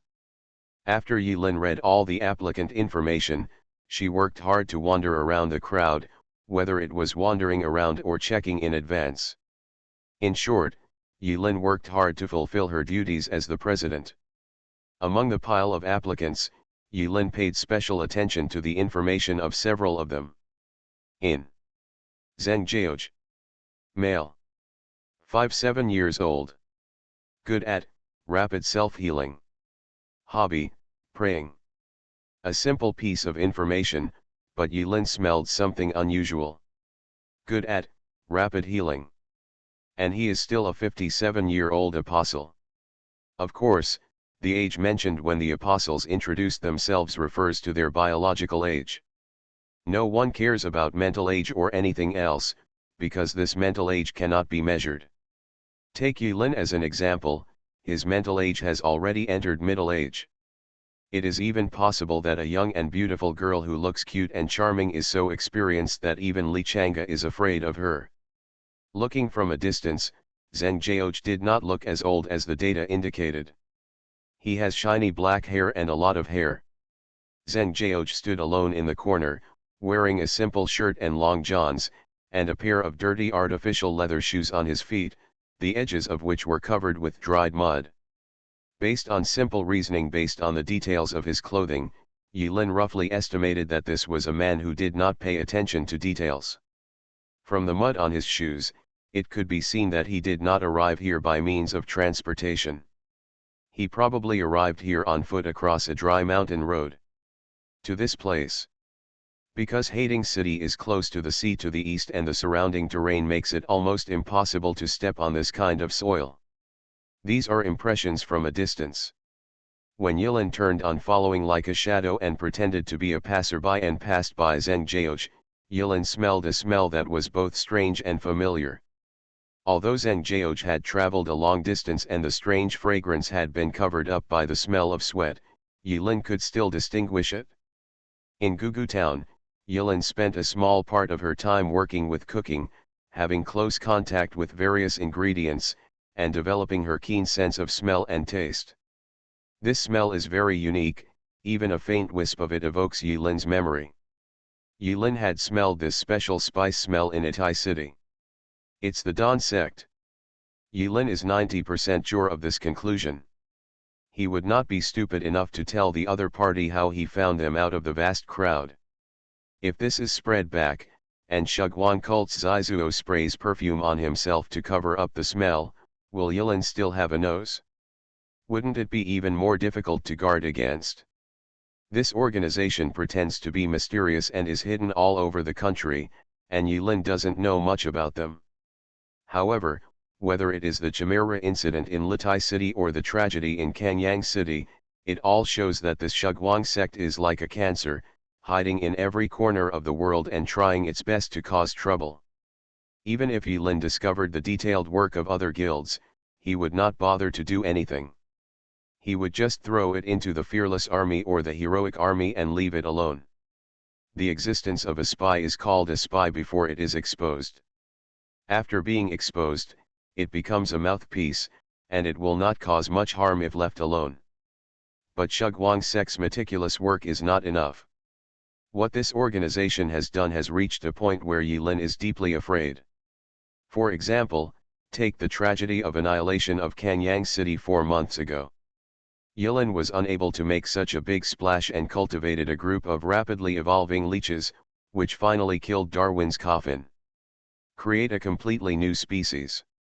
If it hadn't been gone in time, this newly evolved species would have likely wiped out humanity in advance before the real disaster struck. This is not alarmist. According to the evolution speed of those bugs, it is difficult to imagine where the upper limit of their evolution is. The Shughuang sect is too capable of causing trouble. It's impossible for Yilin to let him in. Even if it's just one. Let's talk about Yilin firing that shot. That shot was originally intended for Yu Ligzhen or Yu Mang, but in the end due to various reasons, the bullet was not released. They give too much. A total of 600,000 yuan, and there may be more in the future, so Yilin kept it. But having held back his ultimate move, Yilin thought he couldn't waste it, so he shot it anyway. This bullet is almost as good as the one that instantly killed the careless, defenseless, arrogant Emperor Zhu Chong. However, Zheng Jiao stood up. On his chest, red light flashed. A strange light enveloped the bloody hole in his chest. Zheng Jiao chuckled, his pupils rolled up, leaving the whites of his eyes, and he said nothing except for a harsh laugh that seemed to be forcibly ground with teeth. It's Avalon. Suddenly, in the crowd, a slender figure lifted his cloak and stormed towards Zheng Jiao menacingly. She was extremely fast. In just one step, she crossed the crowd. Her hands were obviously empty, but when she waved her arms, the light was bent and twisted along the space where her arms extended. It seemed that there was some invisible weapon hidden in her hands. King. Everything happened in a flash of lightning. From the moment Yilin fired the gun, to Zheng Jiao's body glowing red and starting to heal itself, until the mysterious cloaked man finally couldn't help but take action, the whole process took less than 10 seconds. The 12 sneaky cloaked men who had been hiding outside the venue stopped pretending when the woman started to take action. At the same time, he lifted up his cloak and looked like he was ready to show his cards. Under the cloaks, it turned out to be 12 knights wearing retro full armor. The 12 knights flicked their wrists and crushed different weapons, including spears, broadswords, tridents, clubs, and whips. The scene fell into chaos again, and the remaining interviewers who had not yet applied had already been numbed by various situations. Although they didn't say anything, a thought came up in their minds: this world's #1 guild called Apocalypse seems to be synonymous with trouble. There is no peace all day long. Is it right or wrong to join this guild? Enemy, 14 people. In an instant, Yilin's brain was working rapidly, the hanging ring was moving in front of her, and magic circles of light swayed from Yilin's feet. The speed of mental thinking is fast. In less than a second, Yilin already made a decision in her heart. She smiled at Li Kai and said with a smile at a volume that everyone present could hear: "Vice President, please continue to complete the remaining recruitment work. I will be back as soon as I can." Li Kaixin understood, squinted his eyes, and responded with a smile: "Understood, President." Li Kai understood. There is enough chaos at today's job fair. Although Yilin followed the planned plan and perfectly allowed the Liang army to smash the place and smash it back, the current scene was indeed an unexpected development. The power created by Apocalypse Guild cannot be messed up by these uninvited guests. Therefore, Yilin planned to move the battlefield to subspace, avoid the sight of the audience, and solve the problem alone. Furthermore, the golden-haired woman was still coming from afar, but during that action, the ground shook faintly with the force of thunder. Even Yilin had to take her strength inadvertently exposed seriously. Rincon. Xiaomei is hard-working and willing, and her heart is in harmony with Yilin's. She emerges delicately and floats behind Yilin.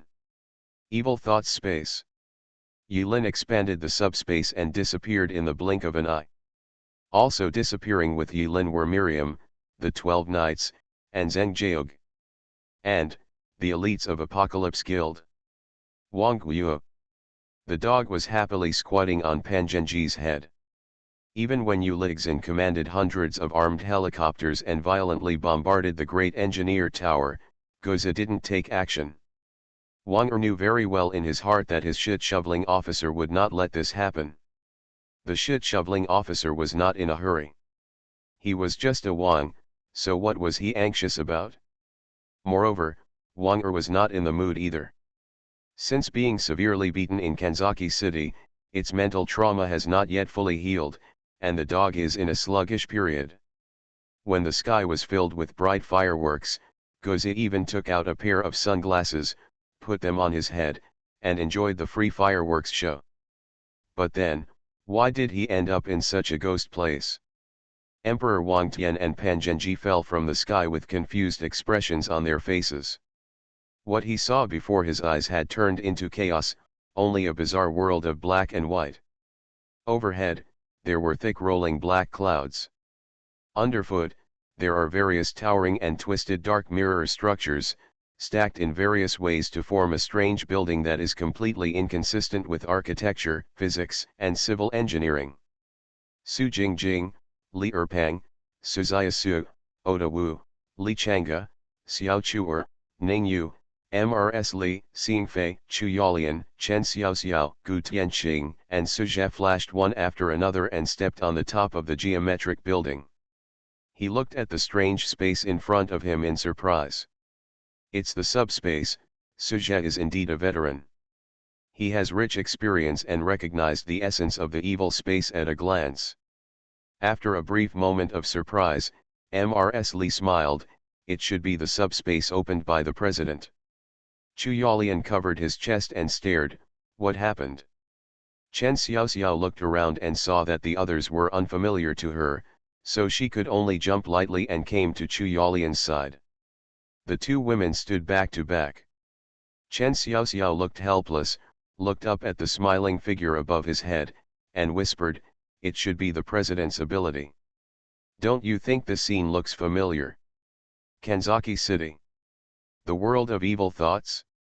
Wait, why did you change your name to president so quickly?" Chuyalian reacted quickly and recognized it. The air was filled with a familiar smell.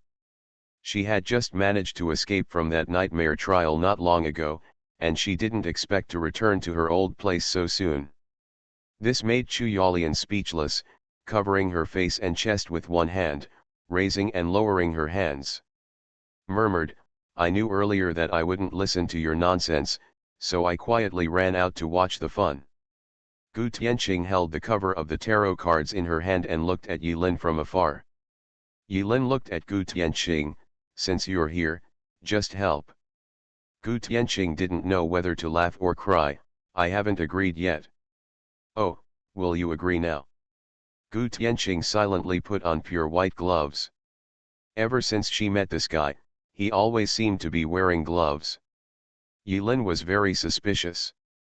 In addition to regular props and daily necessities, his storage space was filled with various types of gloves. It was probably a collection. Quirks. Myrian and the 12 armored knights did not panic after discovering that they had arrived in the subspace. 12 knights spontaneously formed a battle formation, their bodies shimmering with gentle light, and they chanted unexplained chants in unison, dispelling the darkness and chaos around them. Myrian snorted coldly and looked up at Yilin. Yilin and Miriam, this visitor from a foreign land, met their eyes for the first time. Myrian's face was previously covered by the cloak, hiding her head and tail, making it difficult to see clearly. But when Yilin finally saw Miriam's face clearly, she couldn't help but frown. The reason why Yilin frowned was not because of Miriam's beauty, nor because of her temperament or eyes, but because Miriam's appearance was very similar to a person Yilin had seen before. To be precise, not a human being. The friend Yilin met in Auranos, the sword master Homeros, his Excalibur can be personified like a spiritual weapon. The anthropomorphized image is actually somewhat similar to the beautiful blonde girl in front of her, both in facial features and temperament. The more I look at it, the more they look like each other. Although there are cases around the world where two people who are not related by blood look very much alike. However, Yilin didn't believe that this was just a coincidence. In this increasingly unusual world, Yilin would not easily believe that the resemblance between the divine sword girl of Homeros and the blonde girl in front of her was just a coincidence of probability. "Siar, what else are you hiding from me?" Their eyes met for a moment, and the girl's cold eyes looked away. She didn't say any lines. The geometric building beneath his feet was crushed with 1 foot. All buildings in the subspace are similar to scene buildings and can be destroyed easily. The girl went straight to Zheng Jiao. "She is mine."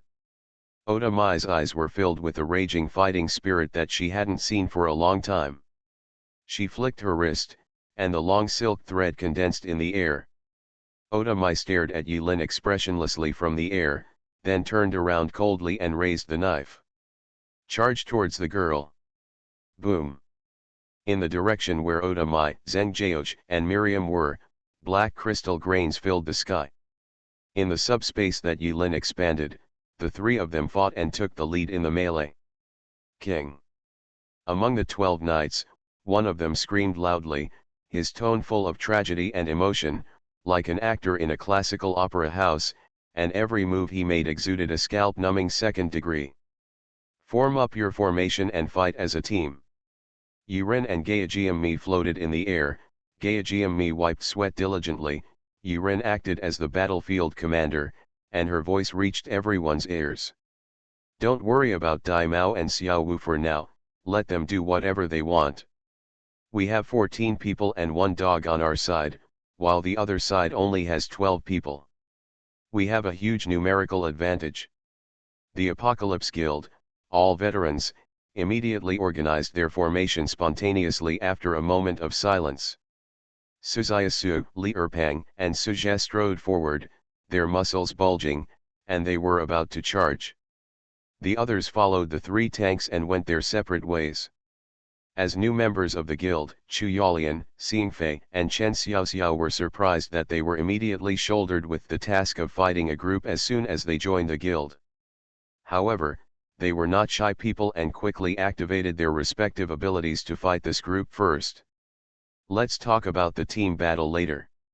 Moreover, among so many newcomers, Yilin brought the three of them in alone, even though they had a friendship that they had cooperated with before, but this obviously shows that among so many newcomers, Yilin felt that their combat power could be enough to win the battle. It comes in handy in emergencies right now. Joining a new guild is a once-in-a-lifetime opportunity for performance. It can be said that opportunities and risks coexist. As long as you perform well today, you may have the opportunity to enter the elite circle of Tiankai Guild in the future and reach the pinnacle of life. This is how to survive in the workplace. Xingfei clenched his pink fist and he was on fire. Gu Tianqing sighed softly, and the shadow of a woman wearing a blood-stained black dress and a piece of cloth covering her eyes appeared behind him. Behind Gu Tianqing, she let out pitiful sobs, which were so gloomy that anyone who heard the cry could I got a lot of goosebumps all over my body. Freya. Gu Tianqing called a name affectionately. The pitch-black tarot cards turned into black streams of light and landed accurately on the heads of every Apocalypse Guild member. You are listening to Novels at Bless Up channel. Wish you happiness and luck. Please subscribe to receive new novels. How do you feel about this novel? Please like and leave a comment. Infinity Throne. Author, by Yi Shueshi. Chapter 699. Gu Tianqing's ability was activated, and his tarot cards seemed to give different temporary buffs to his teammates based on different cards. When she was in the Caribbean, Yilin was also lucky enough to try the buff taste, and it tasted very nice. The Apocalypse Guild, with the buff blessing from Gu Tianqing, had bloodshot eyes, a black halo under their feet, their steps were as nimble as a vicious dog, and their temperament was a bit more ferocious. But no one cares about this now. The critical moment of team play is not to pick up girls and go on dates. It doesn't matter whether you are fierce or not. Being practical and powerful is enough. Li Erpang, Suzhou, and Suzayasu have changed the most. On the surface of their bodies, there are light black lines bulging along the blood vessels. When they clenched their fists, their bones made a snapping sound, showing their strength. Sister Su's hands as big as casseroles seemed to be able to easily crush any iron rod. They felt the changes in their bodies in surprise. Someone opened the apostle panel and found a strange icon in the upper right corner. Li Erpang glared hard through the cracks in his eyes and hit himself on the head with his fist. Sister Su glanced at Li Erpang with an expressionless face. Li Erpang didn't notice it and just laughed. Damn, this auxiliary ability is good. It doesn't hurt at all. Fatty, I'm so awesome. Suzhou shouted, Fatty son-in-law, stop talking nonsense, come on. Okay. He.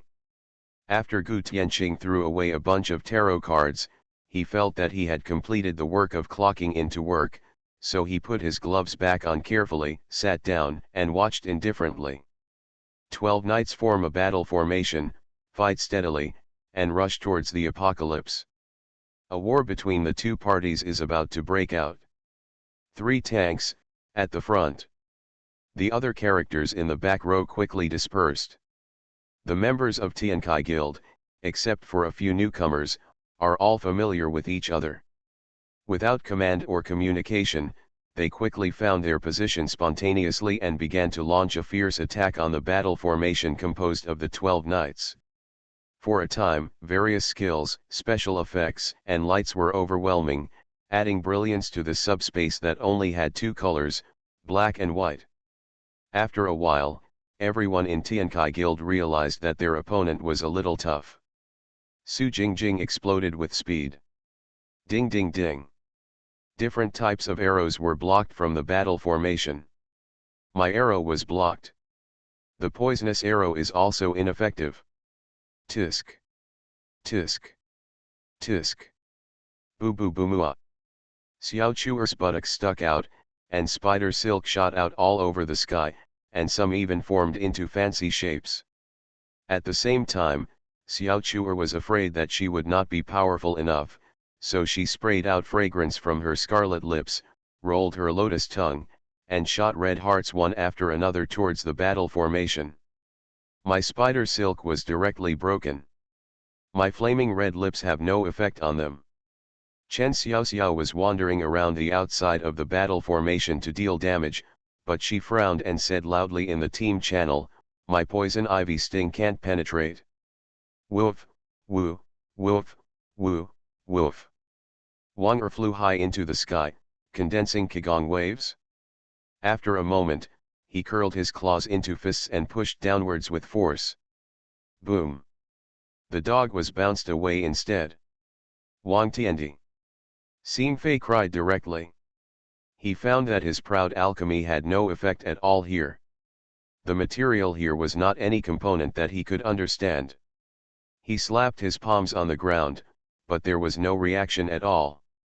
Xing Fei could only cry and shout to Yilin, who was leisurely watching the show in the air, "President, can you tell me about the elemental composition of your place? I can't output it." "Okay, I didn't think it through properly." Yilin nodded and apologized. He waved his hand and sent Xing Fei out of the subspace.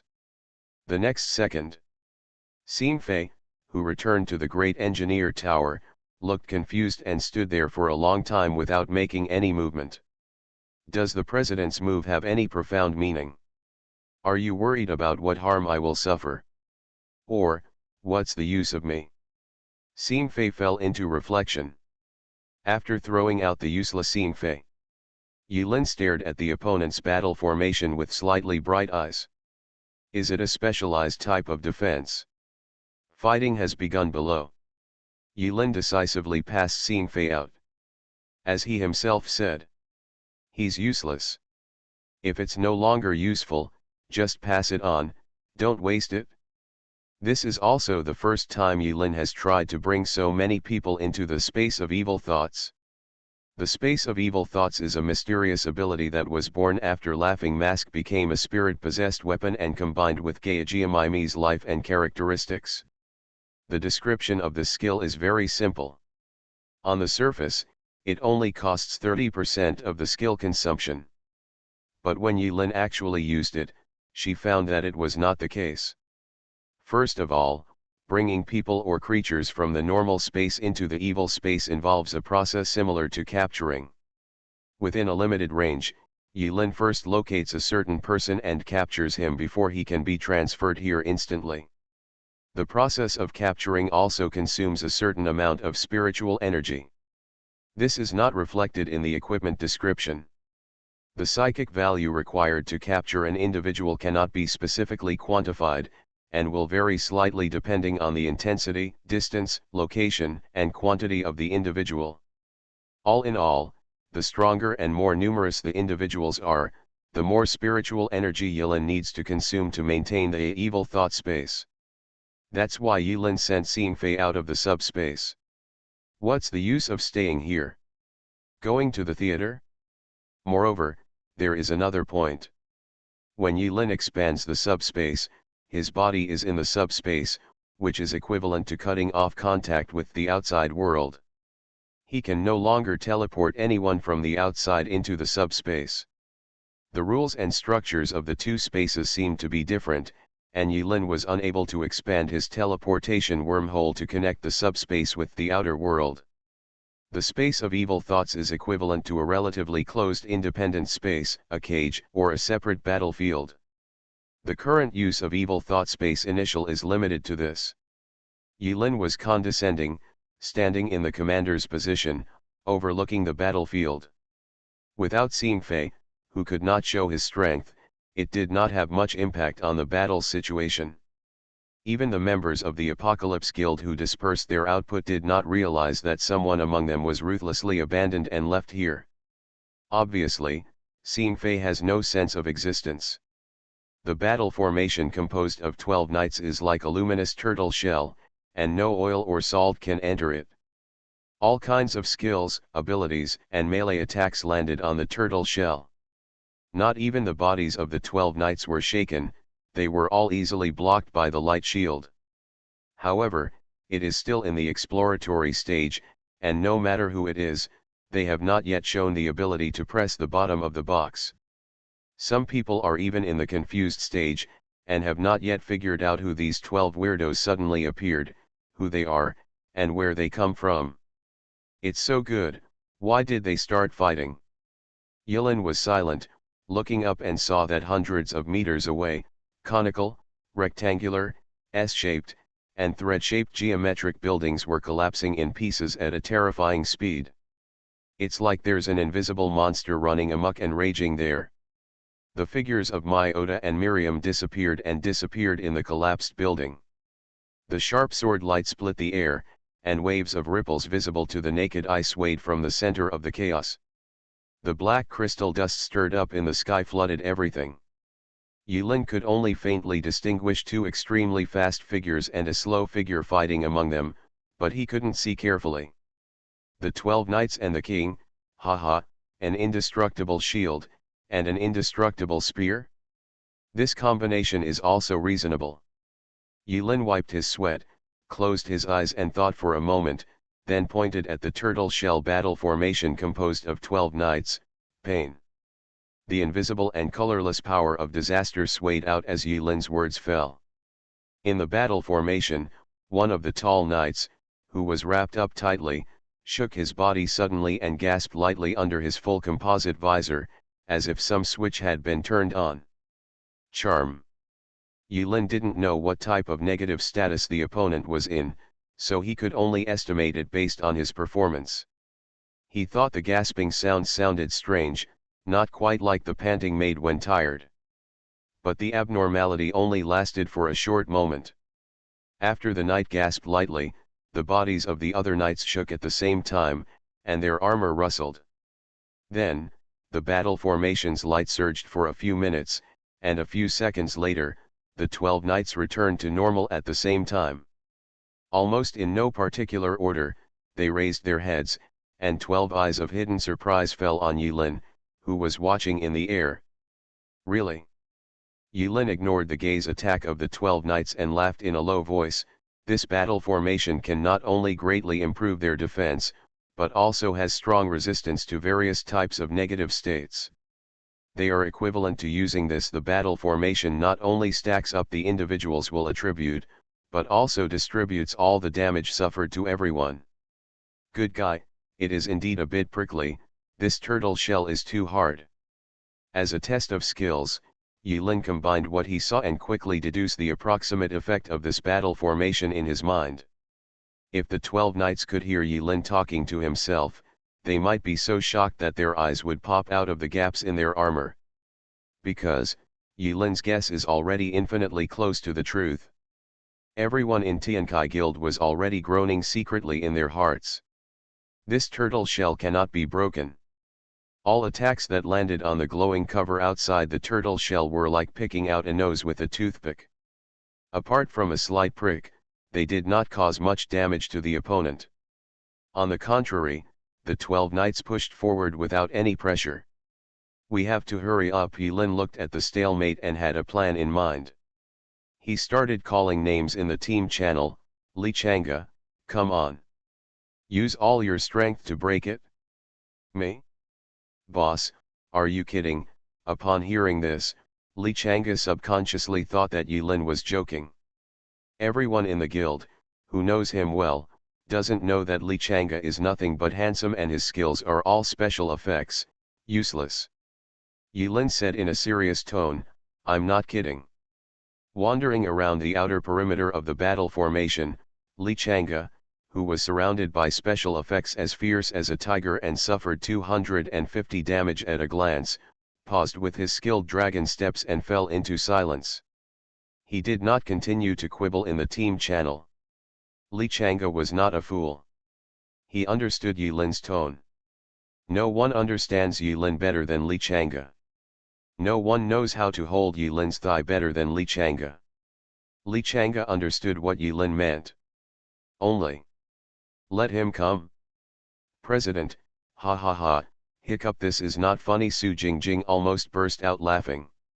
She had always felt that Li Chang'e was actually extremely weak and could not be beaten at all except for pretending to be very capable. Not long after Su Anjing joined the guild, he began to wonder how such a scumbag managed to sneak into the elite team of the Apocalypse Guild without appearing to stand out. At the end of Kanzaki City, Li Chang'e transformed into the giant Song of Light and killed everyone in the audience, pretending to be a big dick. Afterwards, Su Jingjing also figured out that it was a big star who was pretending to be powerful, using the president's powerful ability to openly show off. Goza curled his lips and sneered coldly. Pan Zhenji rubbed the stick and giggled. The reactions of others were probably similar to Su Jingjing's. They all thought that the president was joking when he named Li Chang'e to take action at this anxious moment, otherwise he had other deep intentions and wanted to take the opportunity to lose face to this guy. Otherwise, let me try. Mrs. Li rubbed her palms, which were red and white smoke was coming out. She thought Yulin was making things difficult for Li Chang'e, so she came out to smooth things over. You guys, get out of the way. I'm afraid I might accidentally hurt you. Mrs. Li has always appeared in front of others as Li Kai's wife from time to time. She has a low-key personality, gentle and graceful. There weren't many times when Mrs. Li actually took action, so even Suje, who was related to the Li family, didn't quite understand what Mrs. Li's specific abilities were. Suje only remembered that when Mrs. Li was in her prime years and her flowers were blooming, one of Suje's cousins fell in love with the young Mrs. Li and said he wanted to propose marriage to her as a courtesy. In the end, the proposal of marriage was brought up, but Suje's cousin returned sadly. No matter who asked, he never mentioned the proposal of marriage. Everyone in the Su family only knew that this matter was dirty, but Suje's cousin refused to tell him even if he wanted to kill him. Later, cousin Suje died in depression, and the incident became a mystery.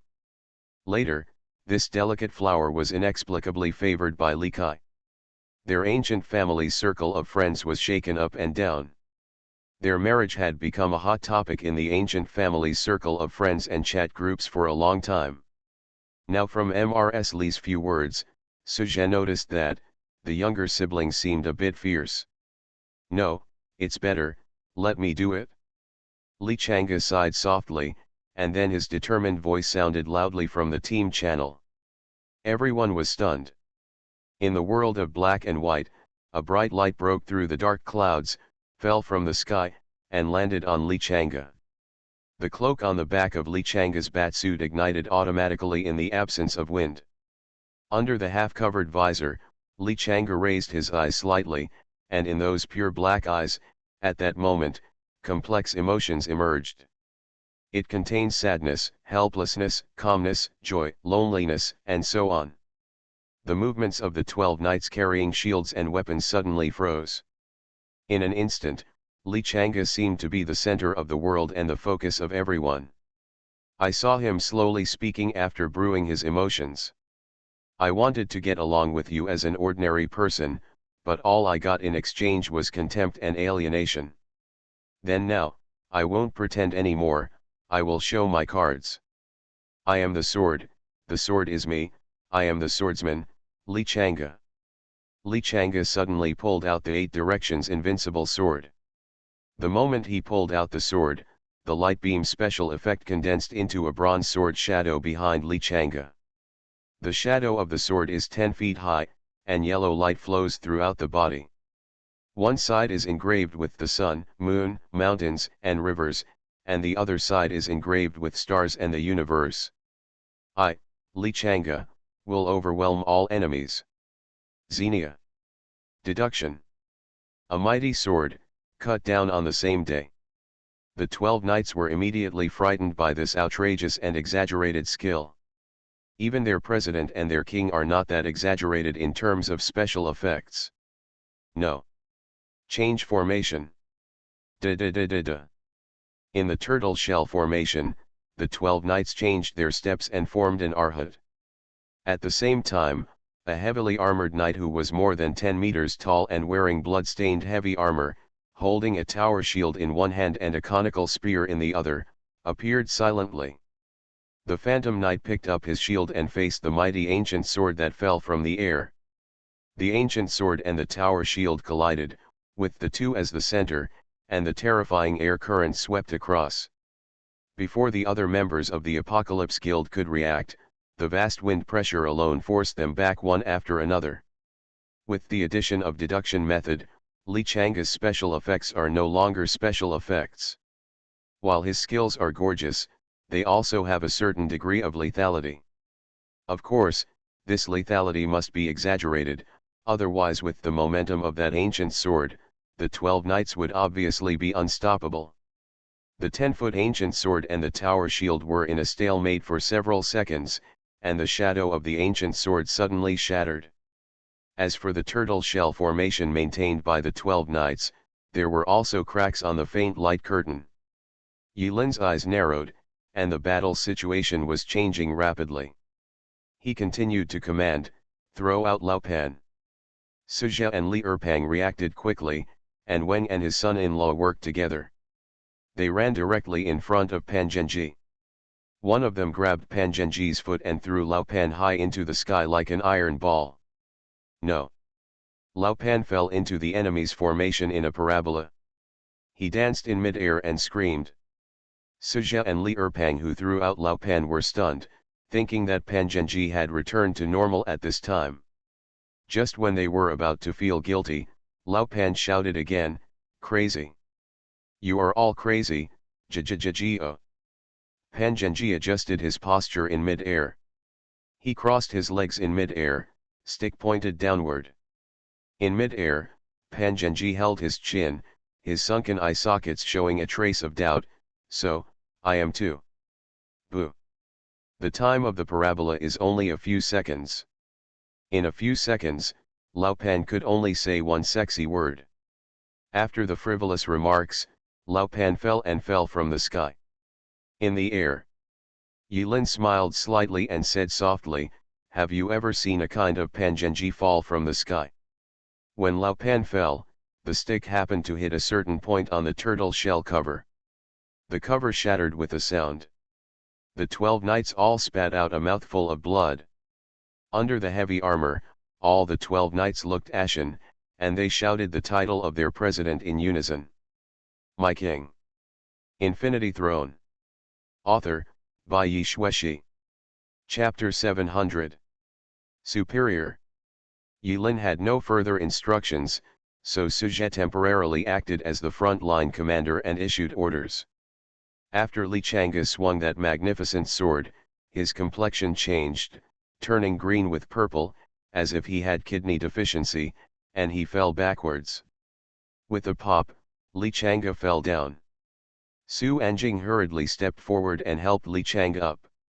After the shock, Su Anjing pulled away the bat mask that Li Changa used to show off. Looking under the mask, Li Changa had white eyes, foam at the mouth, and trembling lips. He looked exactly the same.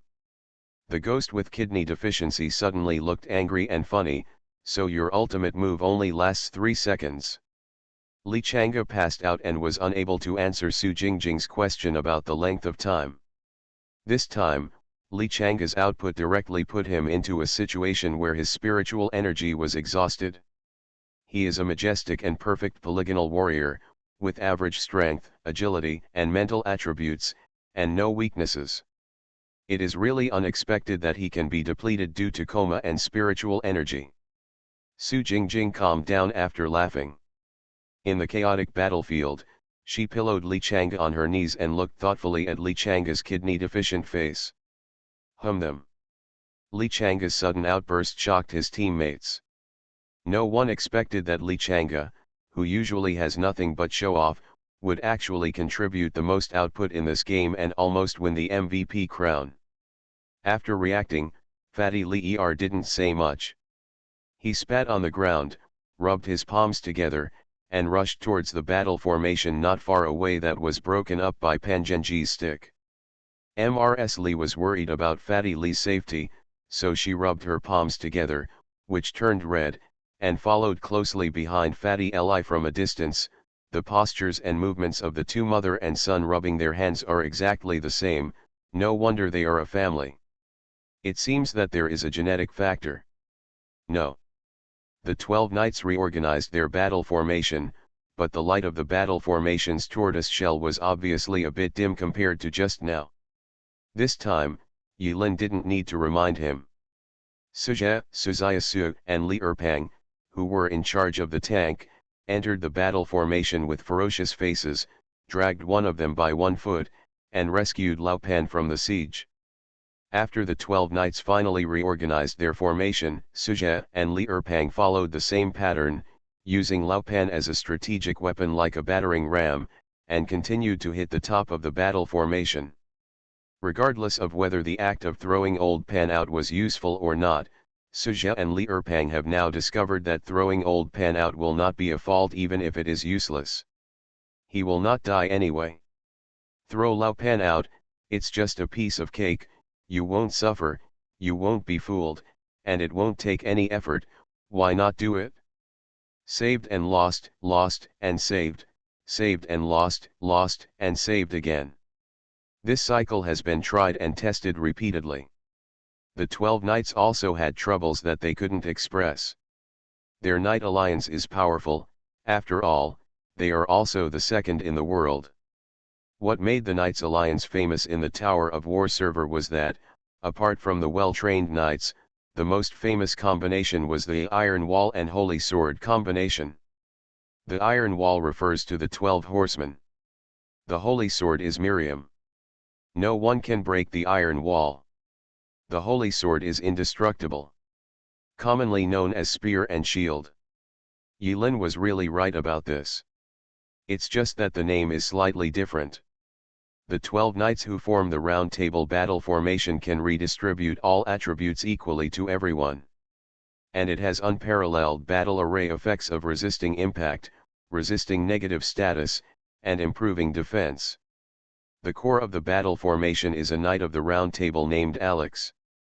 The Alex family has been knights of the Round Table for generations. In this generation, Alex inherits his father's business and clocks into work. It just so happened that the 4 towers came, and 2 years ago, I was called to be an apostle. In a certain trial, he learned the battle formation skill. He is the only one with skills, he is like a chess player, and the other 11 knights are his chess pieces. The 12 knights must follow the requirements of the battle formation and take the prescribed steps in order to have the power that the battle formation deserves. The 12 knights, since the formation of the battle formation, have been as close as brothers and sisters, and they have always been of the same mind, advancing and retreating together. They faced 100 enemies together. When facing a person, they also go up together. In the Tower of War server, the combination of the Iron Wall of the 12 knights and the king became famous in the Apostle Circle. It was not until the version was updated that their king worked hard to draw the guild resident token, and finally, their knight alliance became an official guild. Li Changa's sword seemed to have exhausted Bai Shen's essence and was too powerful. When that pretentious sword struck the battle formation, 2 of the 12 knights sprained their feet. Originally, as a knight, even if he had a broken leg, he had to be afraid of coming to the king's side and resist the hail of bullets for the king. This was both a mission and an honor. But the 2 knights with sprained legs made subtle mistakes when moving. Originally, this subtle error was not painful for the battle formation and was enough to deal with ordinary enemies. But how can Tiankai Guild be an ordinary enemy? In fact, Yilin also noticed this subtle error. To put it simply, there are loopholes. If there are loopholes, it means that the turtle shell battle formation is no longer indestructible. Because there is an extra hole in the turtle shell. So all Yilin has to do is to find out where the hole is, poke it through, and be done with it. There are 2 methods, the laborious and reliable method, and the trouble-free and relatively reliable method. Yilin chose the latter option. Throw out the strategic weapon of Apocalypse Guild, Pangenji. Then, it worked. Yilin saw that under his command, the 12 iron barrels were retreating steadily, so he focused his attention on the distance and drifted there. Su Jingjing, who was supporting the unconscious Li Chang'e, looked around and noticed Yilin's departure. Her sharp ears trembled.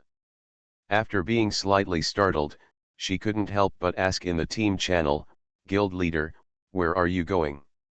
"I'm going to help Xiao Wu, she's in trouble," Yilin explained. "Then these 12 hard iron lumps, should we kill them or not?" Su Jingjing asked the question that others wanted to ask. Suje vaguely guessed the origin of the other party from his attire. This is not easy to handle. If this matter is not handled well, it is likely to turn into a vigorous cross-server war. However, without any concrete evidence, Suje did not reveal the identity of the other party. He just used his head down to output, maintaining a strength that could make the opponent scream in pain but not die. Yilin frowned and looked at Suje. After a moment, Yilin smiled and said, "Brother Su, you decide." Suje was stunned. The ball was actually thrown to his head. Yilin left the battlefield of the 12 knights and the others and headed straight into the distance. A few kilometers away, the evil space he created was in ruins. Buildings collapsed into crystal dust, flying all over the sky. Under the billowing black clouds, the black ground was covered with ravines of varying depths. The chaotic fight between Oda Mai, Zheng Jiaoch, and Miriam, looking down from a high place, this scene has a somewhat comical color. After tearing off her cloak and successfully showing off, Miriam wore a skirt armor. Inside the armor was a soft blue lining, which showed off her beautiful figure. In front of her breastplate, there is an ancient heraldic pattern with unknown meaning. Miriam's hands were covered with thick armor, and she held her hands empty. There was a faint airflow that distorted the light, flowing rapidly in her empty hands. There were deep and shallow knife marks on Miriam's body, and her armor was stained with patches of blood, and she didn't know who it belonged to. Miriam was seen immersed in the ruins, chasing the mutilated Zheng Jiaoch, and the ground even dragged pieces of intestines that accidentally fell down. The scene was very bloody. But Mai Oda followed closely behind Miriam, using sword moves one after another. The three of them, one in front, one in the middle, and one behind, started a life and death chase in this unique subspace. It's really similar. Yilin crossed her legs and floated over slowly. He had been observing Miriam's facial features. Although in the world of Auranos, Yilin was not familiar with the Excalibur of Homeros and had not spoken a few words. But the Miriam in front of her was indeed similar to that Excalibur. Because Yilin did not deliberately hide her whereabouts, the three people chasing each other below suddenly noticed Yilin's presence and stopped what they were doing. Click. Miriam stood there, her eyes locked on Zheng Jiaoch, as if she was afraid that he would escape. Miriam straightened her back and stretched her hands in front of her body. There was a sharp sound of breaking through the empty space in front of her. A shallow ravine was also dug into the ground in front of Miriam. Yilin waved to Oda Mai. Oda Mai rose and fell several times in the air, standing next to Yilin. Zheng Jiaoch chuckled and stopped. I saw the colorful and dense knife wounds on his body, which was very terrifying. But his cut flesh and blood were healing crazily at an absurd speed visible to the naked eye. The broken arm was growing back, and the tender pink flesh was as fresh as ever. Yilin looked at this old man who was said to be 59 years old and still as radiant as a 20-year-old, and his eyes narrowed. To a certain extent, Zheng Jiaoch's self-healing ability even surpassed Yilin's unknown bloodline, also surpassing the predecessor of unknown bloodline, Dionysian factor. Yilin and Oda Mai's eyes met. In fact, for Oda Mai, Yilin had just left not long ago. But for Yilin, it was a whole year since she last saw him. Originally, Yilin felt that the atmosphere was a bit solemn for no reason, but Yilin was about to say long time no see to lighten the atmosphere. Unexpectedly, Oda Maimu stared at Yilin's eyes for a moment, then asked. Whose daughter is she? When Yilin heard this, his eyebrows twitched. He felt guilty for some reason.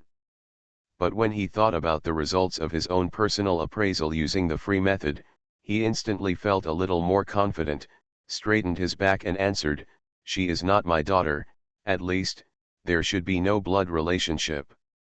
Hearing this, Oda Mai fell silent for a moment. "Wait a minute, the enemy is here, why are you bringing this up?" Yilin was speechless. Oda Mai seemed to believe Yiren's words. After she received Yiren's affirmative answer, she curled up her lips and showed a faint smile, and then focused her eyes on the blonde girl about dozens of meters away. It was obvious that Mai Oda started to smile, but the murderous aura coming from her body became even stronger. The two knives that had been sheathed for a long time made a slight clang in the scabbards on her waist. "Now, she matters." Oda Mai said something strange. When Yilin and Mai Oda were struggling with the serious question of whose daughter is her daughter, the tall hair on the blonde girl's forehead trembled slightly, and she moved her hands down, unswervingly looking directly at Yilin. He asked, "Excuse me, are you the president of Tiankai Guild?" "Heh, when asking about someone else's identity, shouldn't you introduce yourself?" When the girl heard this, her expression was slightly startled, but she still performed a standard Western aristocratic etiquette to Yilin, and began to introduce herself meticulously. "I come from the Tower of War server, the president of the Knights Alliance Guild, Miriam Altalia X Pendragon." "Yes," Yilin said with a smile. Miriam was stunned again. Yilin explained, "I am answering your previous question." The girl's temples bulged slightly, and she felt that she couldn't keep up with the man's thinking rhythm. After a moment of silence, Miriam's eyes quickly moved between Zheng Jiao and Yilin. First, she was wary of Yilin, and second, she was worried about Zheng Jiao, who had finally been caught, so she ran away. "Let's get down to business now." Yilin faced the girl covered in blood. He did not mention that he had seen a sword that looked very similar to her in the world of Auranos. He only focused on the current situation. Speech: the leader of the first guild in the Tower of War server and the second largest Knights Alliance in the world sneaked into the territory of my Guild of Apocalypse. Can I judge this behavior as invasion? Yilin's tone sounded very relaxed and natural, like talking homely. But he deliberately emphasized the emphasis on words such as second in the world, sneaking, and invasion. No matter whether it is a fight or a peace, we must first occupy the moral high ground. If Yilin's observation is correct, haha, the president of the second guild in the world seems a bit naive. He seems to belong to the same type of person as Oda Mai. "I'm sorry for causing trouble to your guild," Miriam said. Maybe she didn't hear the sarcasm hidden in Yilin's words, or maybe Yilin's words couldn't shake Miriam's heart at all. I saw Miriam's expression unmoved when she heard this. Her pair of blue eyes, without any emotion, looked at Yilin. The Knights Alliance entered the noble server privately without any hostility. "We just want to find a treasure that our ancestors accidentally lost many years ago." "Treasure?" Miriam nodded, pointed at Zheng Jiao, who was standing on three legs like a horn, and said, "The treasure lost by our ancestors is on his body." "Hey hey hey!" Zheng Jiao let out bursts of sly smiles and looked at Yilin. "The legendary Apocalypse Guild, our divine envoy, asked me to say hello to Apocalypse. But what I didn't expect was that Apocalypse did not as friendly as the envoy imagined." He. Yilin and Miriam frowned at the same time, looked at Zheng Jiao, and said in unison, "Shut up." Zheng Jiao stared. Yilin squinted his eyes slightly. He probably understood the cause and effect. "Haha, that's it?" Yilin was silent and did not express his position. Miriam added, "Dear President of Guild Apocalypse, we just need to bring him back to Europe. I hope your guild will not stop him. The Knights Alliance will be grateful." He. Yilin smiled, and he slowly raised the revolver of destruction. In the magazine, the blood was hidden, and the bullet was loaded. I'd better return the same beautiful words to you, respected President of the Knights Alliance, Miriam. Huh, Miriam's hair trembled, her face expressionless. She quietly waited for Yilin's next words. The proud king of knights has given the other party enough face. She hopes that this matter can eventually be resolved through peaceful means without causing any further twists and turns. Boom. Yiren fired without warning. Another bullet penetrated Zheng Jiao's shoulder. Zheng Jiao groaned, covering his bloody wound, and stared at the friendly president of Tiankai Guild. While Yilin secretly estimated Zheng Jiao's recovery speed, she smiled and said to the proud king of knights. There seems to be one thing you didn't understand. Where you are now is my territory. This city is also my territory.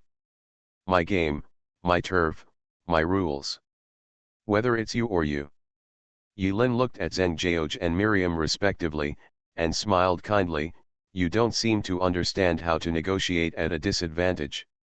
Then, let me teach you. Asking for a monthly ticket. Infinity Throne. Author, by Yi Shueshi. Chapter 701. Zheng Jiao was shot. But the sly smile on his face only increased instead of decreasing. Zheng Jiao chuckled, followed the bloody bullet holes with his fingers, and dug in. He took out the bullet. But that bullet was originally made of spiritual energy. Soon after the bloody bullet appeared in Zheng Jiao's hand, it turned into light dust and disappeared without a trace. Interesting, the corner of Zheng Jiao's mouth raised a strange arc. He is indeed a person that our divine envoy pays close attention to. The implication is that Yilin's existence seems to have been focused on by the Dawn sect for a long time. Yilin frowned. This organization, even in another timeline, is mysterious enough. Their followers walked the earth when the earth was filled with disasters. Yilin had always believed that the Shuguang sect was a spontaneous organization formed out of human despair and seeking spiritual sustenance after the disaster officially spread. Now it seems that is obviously not the case. Miriam's expression changed as she looked at Zheng Jiao's wound that was beginning to heal. At the same time, she thought of Yilin's words and couldn't help but ask, "Dear President of Tiankai Guild, what do you mean?" Ha ha ha, Yilin laughed deliberately. He felt that his current laughter must be like that of an arrogant villain. But he still smiled. He was not sure whether Miriam was pretending to be stupid or she was really stupid. He said it so clearly, but the other party still couldn't figure it out. It was really confusing. Do you have to force yourself to say it clearly to make you look like a bad person? Yilin rubbed her index finger and thumb. Listen now, when you are at a disadvantage, the key point of negotiation is to proactively offer benefits and push the other party's bottom line. Without benefits, nothing can be negotiated. Just like, now. Benefit. Miriam's hair trembled and her eyes opened slightly. She seemed to have never thought that a human being could be like this. Your 12 knights are struggling to hold on. According to their defense, I roughly calculated that they should be able to survive the attack of my people for 10 minutes. 10 minutes at most. Within 10 minutes, the 12 knights will be defeated. I'm very curious, which is more important, the treasure you said, or your 12 knights? No, Miriam said persistently, dear guild leader of Apocalypse, you misunderstood. I will do it myself without bothering your guild. I just hope your guild will not interfere in this matter. She stubbornly believed that whether she would be given any benefits or not would depend on whether she asked Yilin to take action. She took matters into her own hands to catch Zheng Jiao without bothering Yilin. In other words, she didn't need to give him any benefits. Fine. Yilin rolled his eyes. He found that it didn't make sense to reason with this woman from abroad. It is very likely that she is Miriam who comes from a foreign land and her values are slightly different from Yilin. Or perhaps, the environment in which she grew up prevented her from understanding how common Yilin's practice was in the circle of apostles. By the way, Yilin suddenly said a name, Hermelos. Miriam's expression did not change at all, but she slowly typed a question mark. Yulin confirmed. It's time to take action. Call. Yulin took a long breath. Gaia Kinmei, Nai Hungziu and Bai Xiaoi were floating behind Yulin with graceful figures. Zheng Jioj and Miriam's eyes widened at the same time. They knew the spirit behind Yulin. But what he never expected was that Yulin had 3 spirits at the same time. Won't this start a fight? Miriam felt confused. She knew that a spirit with wisdom must be carefully cared for and cultivated, otherwise there is a possibility of eating the master. Xiao Wu. Yulin looked at Oda Mai, who was about to move next to her, and said, I'll leave her to you. Oda Mai, time. Yulin, 5 minutes at most. Oda Mai, that's enough. Yulin, I'll try my best. The two of them asked and answered questions. Yulin asked a strange question, and Oda Mai's answer was also confusing. But both of them understood what they were thinking. They also know that the other party understands their thoughts. Oda Mai smiled slightly, and for a moment, she felt like a spring breeze blowing on her face, warm and refreshing. She was a little happy. Oda Wu raised his sword and killed Miriam. Miriam's expression changed. She didn't expect that the Apocalypse Guild would take action as soon as they had a good conversation. But actually, Yulin didn't need any reason to take action. He hesitated for a while, but it was because Miriam had similar facial features to the Excalibur of her Melos in his memory. Oda Mai resolutely fired her ultimate move. She unsheathed her 2 swords. One of her 2 swords was a spirit-possessed weapon, and the other was a strange knife parasitized by parasitic equipment. The 2 knives, one full of murderous intent and the other evil, burst out with terrible power at the same time. Behind Oda Mai, the spirit of the defeated warrior emerged silently, transforming into a suit of armor filled with black energy, covering his whole body. As for the evil knife in his right hand, its green vertical pupils opened, and tentacles stretched out from the knob of the knife, piercing deeply into Oda's arm. The white of Oda Mai's right eye disappeared and turned completely black like splashing ink. Chiang. Miriam's eyes were fixed, and her hair was trembling. Facing the menacing Oda Mai, Miriam knew that it would be difficult for her to bypass Oda Mai's attack and go straight to Zheng Jioj. She had no choice but to fight, clenching the transparent weapon in her hand, slash forward. The fierce wind pressure turned into an indestructible sword. In an instant, Yulin's evil thoughts caused a ravine that was 100 meters long on the ground and spread into the distance. The edge of the ravine was as sharp as a knife, and the buildings on both sides collapsed. The movement between the two was very terrifying, like a human-shaped excavator, and no one was spared wherever they passed. But when Oda Mai and Miriam officially got into a fight, Zheng Jioj was uncharacteristically uncharacteristic. When he saw Miriam being dragged down by Oda Mai, he turned around and ran away. I told you to let you go. Yulin smiled slightly, with 2 revolvers floating by his side. He put on the apprentice hanging ring between his fingers. Circles of radiant lines swayed around his wrists, as if he was wearing several gorgeous bracelets. Free method crimson chain. Pia squeak. From Yulin's palm, bunches of orange-red energy belts tied Zheng Jioj tightly from top to bottom as he just raised his legs to escape. Zheng Jioj could not move except for his head and fingers, but there was no anger on his face. Just lying on the ground, irritation flowed down the corners of his mouth, and his face was pressed against the ground. From this angle, Zheng Jioj seemed to be lying in front of Yulin, licking the floor with his mouth. Speaking of which, I have some issues with your Dan section. Yulin sat down in the air, crossed her legs, crossed her fingers on her knees, and made a comfortable posture. She smiled slightly. These things are a long story. But time is tight now, so I will ask directly. That's the point.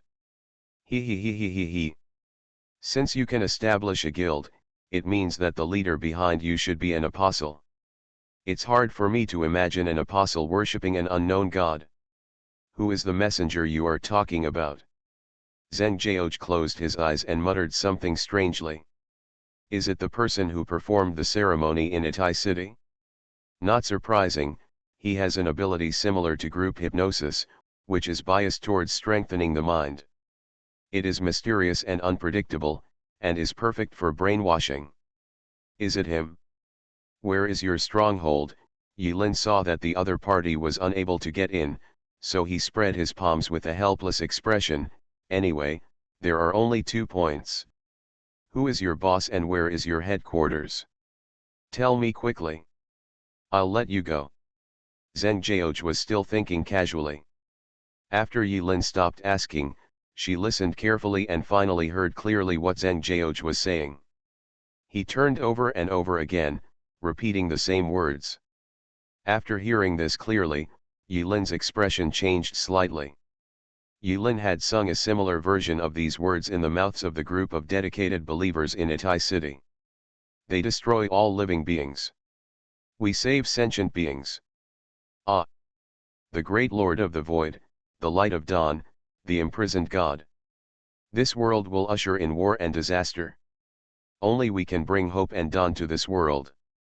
Look, these are the same lines over and over again, nothing new. Yilin sighed. After writing down these lines, Yilin understood that there should be nothing more to ask from Zheng Jiao. Unless Yilin can replace the faith deep in the hearts of fanatics, it will be much harder to ask something from the mouths of fanatics than to kill them. You still have to work hard. Free method Crimson Thunder. The spiritual energy value is smoothly transformed under the operating mode of the free method. A whip made of red thunder and lightning appeared in Yilin's hand. Pa! Say it or not. Yilin whipped it down. In addition to his strong self-healing ability, Zheng Jiao's body seems to still belong to the category of human beings. When the whip went down, Zheng Jiao was suddenly shocked and his whole body twitched, his eyes rolled up, and white foam came out of his mouth. Snapped. Yilin whipped down again. Say it and I won't smoke anymore. Bang bang bang. The free method on Yilin's left hand is used for binding, and the free method on the right hand is used for whipping.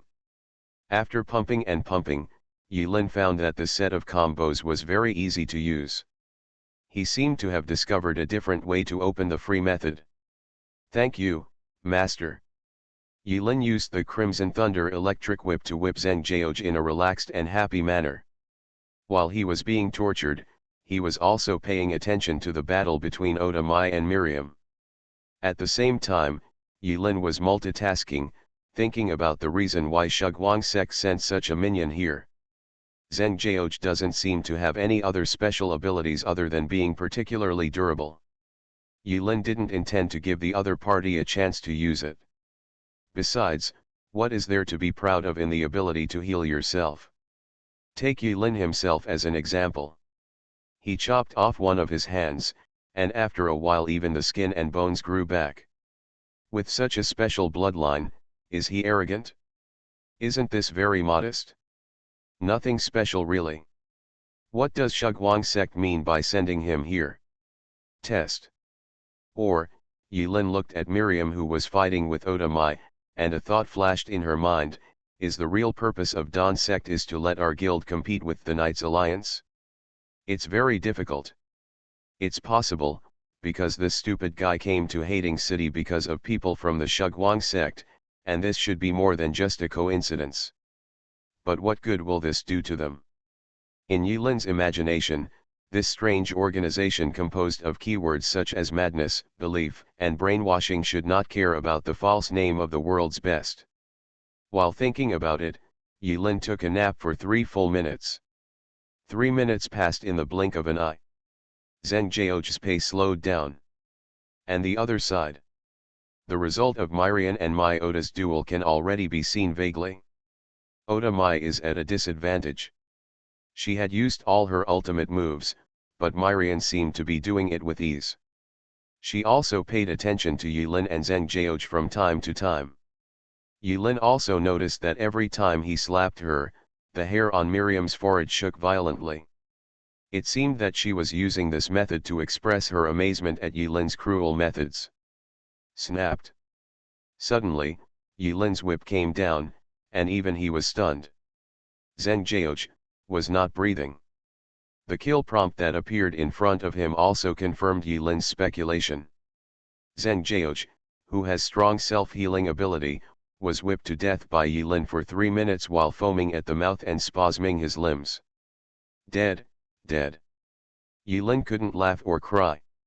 How could an apostle with the ability to heal himself die like this? What a surprise!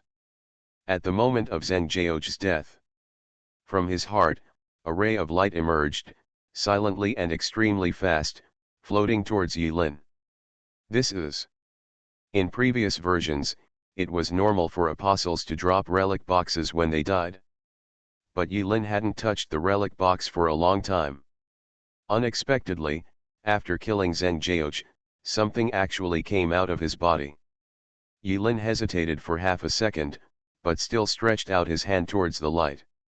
The light was blue, crystal clear, and looked like a drop of water. Deep in the blue light, there was a faint ray of gold. In short, Yilin felt that the light was a peaceful and noble color.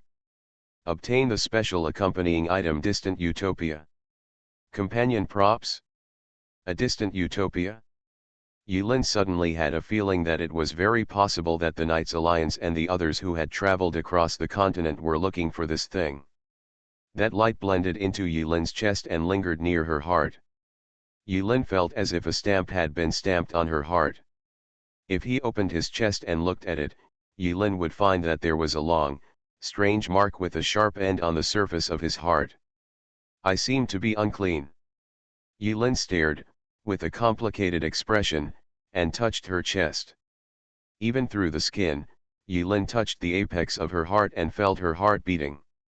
Correspondingly, the properties of the companion type prop that entered his body without his consent appeared in front of Yilin's eyes. Distant Utopia.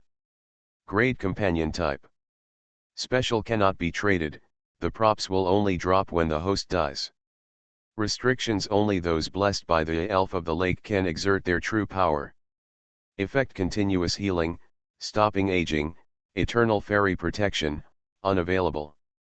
Explanation: the scabbard used to carry the holy sword passed down from generation to generation by the Pendragon family.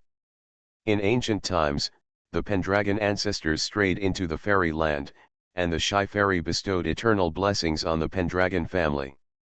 I don't know why, but at the same time as the blessing, the scabbard seemed to be accompanied by a curse. It was either lost or on the way to being lost. Not good. I don't care about the use of this strange accompanying prop attribute for now. When Yilin saw the special column, she felt as if she had been cheated. He turned his head sharply and looked in the direction of Miriam, who was fighting fiercely with Otamai. Just. Miriam's whole body was shocked, as if she noticed something, her whole body stiffened, and she forcefully ate the secret of Otamai's sword. Mysterious truth: all directions will be destroyed. Otamai exerted all her strength, and the cross-shaped sword light struck Miriam's chest impartially. Miriam was slashed dozens of meters away, adding another human-shaped ravine to the scarred surface.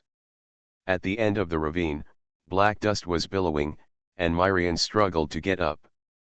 The battle armor on her chest was torn open alive, and the inside was bloody. Wow! Miriam yelled, and Yilin thought she was crying, but unexpectedly she spurted out blood.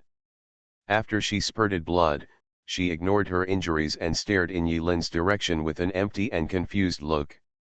Separated by a distance of hundreds of meters, the two people's eyes met. The stupid hair on her head drooped down, and she could only hear Miriam repeating 5 words over and over again in a tone like a repeater. The glory of the ancestors. The glory of the ancestors. The glory of the ancestors. Dragging her injured body, she walked step by step towards Yilin's direction. The confused and helpless expression was like that of a naughty child who had lost his beloved doll and was about to cry to death.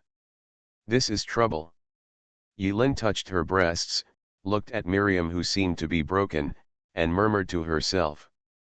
You are listening to Novels at Bless Up channel. Wish you happiness and luck. Please subscribe to receive new novels. How do you feel about this novel? Please like and leave a comment. Infinity Throne. Author, by Yi Shueshi. Chapter 702. What kind of treasure is this? It's obviously a bomb. This so-called companion prop is of no use to Yilin. Self-healing. He has blood. Stop aging? Do apostles still care about aging? Maybe no one will survive these few years, and how can we talk about whether we are old or not? Retirement is a happy future. Moreover, Yilin's bloodline may evolve a little bit differently from human lifespan to the end, and he may not age so quickly. All in all, this prop is almost worthless to Yilin. And it's still a piece of shit that can't be taken off. Oda Mai also had a lot of injuries on her body. She was panting on the spot, looking exhausted. The ability to possess spiritual weapons, the armor made of black energy, was peeling off piece by piece, and it seemed that it couldn't last long. On the other hand, the Sakura Mai Ikemonji with the sarcoma was still absorbing Oda Mai's flesh and blood, making Oda Mai's face pale and her step sluggish. Yes. Yilin had long seen that Oda Mai was no match for Miriam on the bright side. The other party is, after all, the president of the first guild in the next district. Miriam is a melee-type extraordinary apostle, there is no doubt about this. As for Oda Mai, after experiencing so many cruel trials, her attributes are close to the edge of being broken, and she is only one step away from the extraordinary state. The way to break through on the strength side and agility side is strange. Sometimes, it's quite distracting. Maybe, the caressing will break through that layer of boundaries. This is also the reason why Yilin asked Oda Mai to fight Miriam. Miriam is also an extraordinary person who is good at swordsmanship. If Oda Mai fights her one-on-one, walking on the edge of life and death and attacking with all her strength, it is very likely that Oda Mai can touch the threshold of extraordinary. Originally, Yilin and Miriam didn't have to fight to the death. After a simple conversation, Yilin roughly figured out the other party's character. Miriam seemed to know that this item was dropped by death, but when he made a request to Yilin, he said bring it back to Europe instead of kill Zheng Jiao. Obviously, this Million, who upholds the spirit of chivalry, really just wants to tie Zheng Jiao alive back to the base camp of their Knight Alliance. Yilin read the flaws in the other party's character from the conversation. He was sure that Miriam and Oda Mai were dual. Oda Mai would kill her at all costs, but Miriam could not kill Oda Mai because of all kinds of scruples in her heart. Look, isn't this Xiao Wu's best sparring opponent? Yilin's calculations clicked. But the accident still happened. He didn't expect that the seemingly stubborn Zheng Jiao would be beaten to death by a small electric whip tied up in his left hand and right hand. Second, I didn't expect that the important treasure Miriam mentioned would actually be a companion item that can only be dropped after death. For this companion item distant utopia with useless attributes, Miriam was even able to take the guild's 12 iron barrel elites all the way from Europe in the Tower of War server to Hating City in the east. It can be seen how persistent Miriam is to the glory of the king she talks about. Oda Mai stood up again. She sensed something was wrong in the atmosphere. What happened? Why did this woman suddenly start flirting with Yilin after a good fight? Oda Mai doesn't quite understand. But subconsciously, she felt something wasn't right. So Oda Mai took a deep breath, checked the current status, and then raised the tip of the knife again. Yilin rarely hesitated for a moment about whether to kill someone. The reason for his hesitation was not simply because Miriam looked very similar to the divine sword of Homeros in the world of Auranos. But, just as he had tricked the Sun Army's 600,000 DP step by step, there was something wrong with the whole thing from Miriam's arrival until Zheng Jiao was beaten to death by him. As the saying goes, those who cheat others will always be cheated by others. Yulin suspected that she had been tricked. Taught by that Don. The Shugwang sect has never done anything good so far. Would he be so kind as to take the initiative to send a treasure to Yulin? This distant utopia has little effect on Yulin, because its most critical role has most of the overlap with Yulin's bloodline abilities. But just because it's useless to Yulin, doesn't mean it's useless to others. Yulin's self-healing ability has not been shown to others for a long time. This should be a secret that very few people know. King.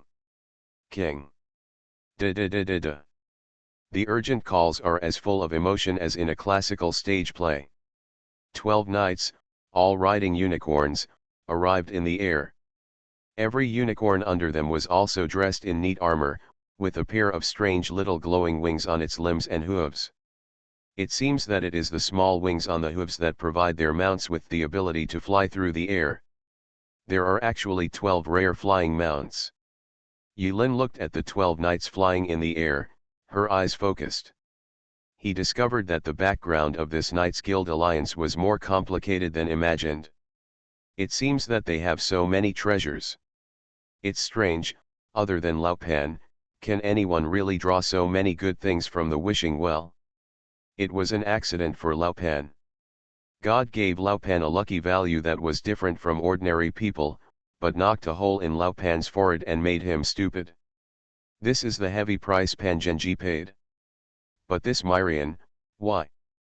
Just relying on your brain? The 12 knights were flying happily in the sky. But looking at their equipment, it was full of potholes, and they had obviously received a lot of beatings. Seeing this, Yulin sighed softly and landed on the ground, letting the 12 knights fly over his head and land next to Miriam one after another. King, no. The situation is wrong. Someone advised, it is not suitable to stay here for a long time. King. Listen to our advice, it's too dangerous here. They seemed frightened. The calls of the 12 knights made Miriam's blue eyes, which had lost their luster like stagnant water, light up again. Not long after the 12 knights arrived, the sound of messy footsteps came from the direction they came. I saw Li Erpang, Suzayasu, Suja, and Li Changa, each carrying one of Pan Genji's legs, rushing towards the side with thumping steps. Pan Genji was lying on his back, his hands and feet were locked by 4 forces, unable to move, and he let out strange screams of wow, wah, wah, from his mouth. The dog was sitting upright on Pan Genji's belly, as if he were an imperial dog on a patrol. Everyone in Tiankai Guild also had a lot of scars on their bodies, but they still seemed to be alive and kicking. They couldn't die, so it wasn't a big problem. Li Erpang was carrying Pan Genji while he was still cursing, "You idiot, you don't have martial ethics, and you actually fly. I'm so greedy, 12 flying mounts. We must not let go." They ran away. Kill them all and we can fly freely in the future. Li Erpang has a loud voice and wants the whole world to know how awesome he is. Li Erpang's ambition once again made the 12 knights breathe a little faster. As the saying goes, wealth should never be revealed, but they never expected that the Apocalypse Guild, filled with ruthless people, would actually come up with the idea of a unicorn mount. Everyone from Tiankai Guild came behind Yulin. Yulin stood there and made no next move. Although they were all fighting vigorously and with murderous intent, Yulin did not say anything. When it was obvious that the confrontation was coming, even Li Erpang, who was shouting the most happily, was shaking his legs on the spot and was very anxious, but he did not take the lead in taking action. "Don't be impatient, fatty." Suzayasu saw Li Erpang's greed, slapped Li Erpang on the head, circled back and forth, and comforted him. Li Erpang fell silent instantly. The two parties were separated by 20 meters. The distance of 20 meters is hardly a distance for seniors at their level, and it can be covered in just a few steps. When the two sides were silently confronting each other, the opponent's king suddenly raised his right hand. In her hand, she waved the transparent weapon, raising up broken black dust from the ground and flying all over the sky. Myrian's cold eyes stared straight at Yilin, and she said a harsh word. I will come back again. Obviously, she took the advice, and the implication was that she would forget it this time. Hey, Li Erpang was pinned down by Suzayasu, but he was not to be outdone and sneered, you don't care whose territory you are in now. You can go out and be ruthless. You can. Plop, plop, plop. Yilin's face changed slightly, and for some reason, her heart beat faster. After Miriam said this, she said nothing else. With a flick of his wrist, with her as the center, strong winds began to rise. In an instant, with her right hand in front of her, the barrier that distorted the light peeled off layer by layer with the roaring wind, revealing the true content inside. The bright golden light stung everyone's eyes. Light up the world. After Myrian removed the transparent barrier on her hand, what was revealed in front of everyone was a golden broadsword. The broadsword emitted a light that was more dazzling than an LED light bulb. The light completely drowned everything including Miriam and the 12 knights, making it difficult to see what was going on inside. The dog sat upright on Pangenji's belly and silently put on his sunglasses. When Wang Tiandi's vision became clearer, he didn't know what he saw that shocked him. The dog's mouth opened into a figure 8 and stood still. Free method 7 circles. In a hurry, Yilin's expression changed. He noticed that the subspace had become turbulent due to Myrian's movements. The ground and the sky seemed to be screaming toward Yilin. Gaijiami, on the other hand, was hiding behind Yirin, trembling and looking extremely scared. Layers of crimson magic array blocked the people of Apocalypse Guild. After Yilin set up a defense, Myrian slowly raised the golden light in her hand. At this moment, she seemed not to be holding a sword, but a piece of light. She was like the incarnation of light, and she seemed to be the center of a storm. The winds around her swept away with Miriam as the center. Myrian finished charging up her strength and swung her sword towards the sky. EX. Caliber. To everyone's ears, I don't know how Ta translated it. It sounded like Miriam was shouting what kind of curry steak or something like that. No one can describe the magnificence of this sword. The dense black clouds in the sky were blasted out of a cave by the golden light of the sword in the blink of an eye. At the edge of the cave, cracks continued to spread, and on the other side, there was a looming view of the great engineer tower. Yilin looked at the cloud hole in the sky and understood that Myrian's sword actually cut a hole in the subspace. The space of evil thoughts was forcibly broken open. In the golden light, Myrian crushed a card. In an instant, a rusty railway track appeared out of thin air, extending directly to the depths of the cloud cave along their feet. Woo! Click, click, click. The loud whistle roared and the sound of ancient mechanical transmission resounded through the sky. An ancient steam train whining black gas appeared out of thin air on the railway tracks. The 12 knights and Myrian skillfully turned over and grabbed the train, speeding along the tracks into the air.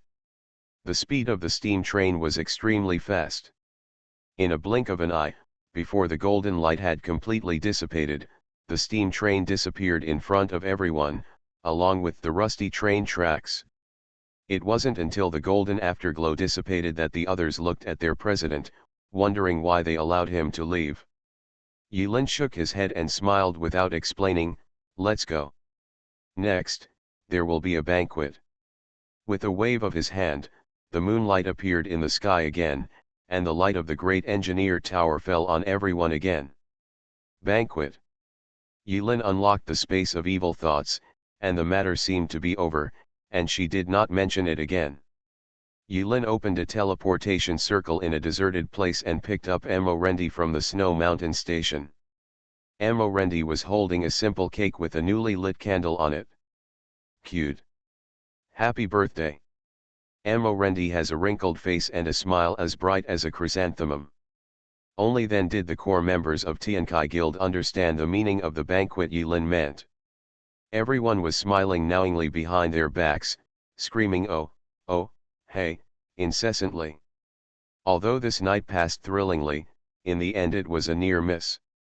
Looking at the people playing around a cake in the station, Li Kai's eyes suddenly fell on Gu Tianqing, who was standing quietly in the dark in the corner, smiling and saying nothing.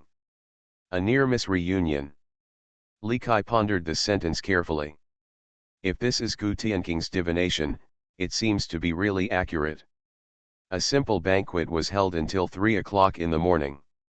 The new members who joined the guild later learned that it seemed to be the birthday of an important figure in the Apocalypse Guild. When they were secretly lamenting how extravagant the birthday fireworks at other people's homes were, someone spontaneously started cheering and sang a happy birthday song. The scene of more than 2,000 people having fun and singing in the camp made everyone unconsciously forget what happened not long ago and the dispute that occurred not long ago. Yulin and his party stayed in the Great Engineer Tower for several days. First, Li Kai must properly arrange the newcomers and do a good job in regular education for joining the club. As for the Fearless Army and the Valiant Army, which were almost entirely composed of the details of other guilds, the two clapped hands and discussed it, and felt that it was not a big problem to stay for the time being. They should see through without telling the truth, so as to save face for other guilds. Maybe it will come in handy someday in the future. And that night, a vigorous battle took place in front of the Apocalypse Guild, and in a very short time, it spread throughout the Apostle Circle in the Tower of Death server. Everyone was vividly describing how awesome Yulin's movements were that night, as well as the attack formation of the Great Engineer Tower. With one shot, everything in front of the tower was wiped out and turned into nothingness. There is an element of exaggeration in exaggerating, but the Apocalypse Guild's defensive power is so strong that other guilds are envious. Only by owning a residence can you sit back and relax. It is worth mentioning that in the past few days, Qianduoduo, Wangabe and Bai Runding, who had made promises to Yilin in Gugu Town, came to Hading City one after another. Although they didn't make it to the grand event that night, during their visit to Hading City, just reading about the awesome deeds of the Apocalypse Guild in forums and listening to mentions from passers-by made their ears almost tingle. Later, while bringing 3 gem copying machines, Qianduoduo, Bai Runding, and Wangabe naturally joined the guild and became part of the Apocalypse Guild. Pay a little attention to this Bai Runding. After the 3 people joined the meeting, Yulin specially reminded Li Kai. Although Li Kai wasn't sure what Yulin meant by what he said, since Yulin had given the order, Li Kai would certainly do it. Tiankai Guild's first job fair ended successfully. Yulin didn't know how to explain the origin of her daughter Xue'er, because it involves Xioxi's existence. Yulin couldn't explain it, she could only swear with her personality that she definitely didn't have a biological daughter who grew up that big. Use your brains and think about it, Yulin pointed at her temples with hatred, and said in a deep voice to Molly who came to question and my Oda who came to see her with a knife, "This child he looks 7 or 8 years old. How old was I before I was 7 or 8 years old? 12 years old. Becoming a father at 12 years old? Do you think it is possible? I just don't have the ability to think about it." Faced with Yulin's sincere words, with eyes wide open, Molly began to search online for rare cases of how old men can successfully mate. Oda Mai pulled out the sword again and again, hesitating. "Wait a minute, how can I explain to you why I have a headache?" In the end, the matter dropped. Because, Molly could not explain scientifically the evidence that Yulin could become a father at the age of 12. Unless he is extremely talented. Afterwards, Molly even secretly approached the experienced Li Erpang to consult on the biological problem of at what age can Yulin give birth to a child. Li Erpang blinked in a very obscene manner, 4 years old. Ah! Li Erpang said seriously, because, he is no longer a 2 or 3-year-old child. It is said that after Li Erpang jokingly said this joke, he was chased by Oda Mai for a full hour, which was known to the whole guild. Of course, the above is all idle talk. In addition to being a bit strong, Xue'er also looks very lovable. Many people in the guild have gradually accepted the ridiculous setting of the president gives birth to a child at the age of 12. Of course, they would never dare to mention this matter in front of the president himself. I wouldn't dare to do it in front of Molly and Otamai. Li Erpang's fate is obvious to all. None of them wanted to be chased by the eye of darkness for a whole hour. Xue gradually integrated into the guild and became mingled with others. Yilin was worried at first that Xue accidentally maimed someone while playing with others. Fortunately, apart from being indifferent in front of Yilin, Xue was restrained and light-hearted when playing with others, and no one was killed. After observing for a while, Yilin felt relieved.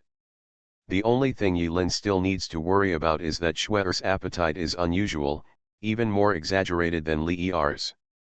Yilin could only make use of the ingredients available in the station and hide in the kitchen to prepare the food secretly. Her face was full of smoke and she was filled with tears when she talked about it. Spend 7 relaxing days in the Tower of the Great Engineer. And on the 7th day. Great Engineer Tower. The 198th floor. The first Apocalypse Supreme meeting with Li Kai present and the core personnel of the 2 sub-residents participating was held here. Infinity Throne. Author, by Yi Xueshi. Chapter 703. At the meeting. At first everyone had a straight face and was quite serious. Li Kai's Hung reported on the job fair in detail, classified and compiled lists of various types of apostles.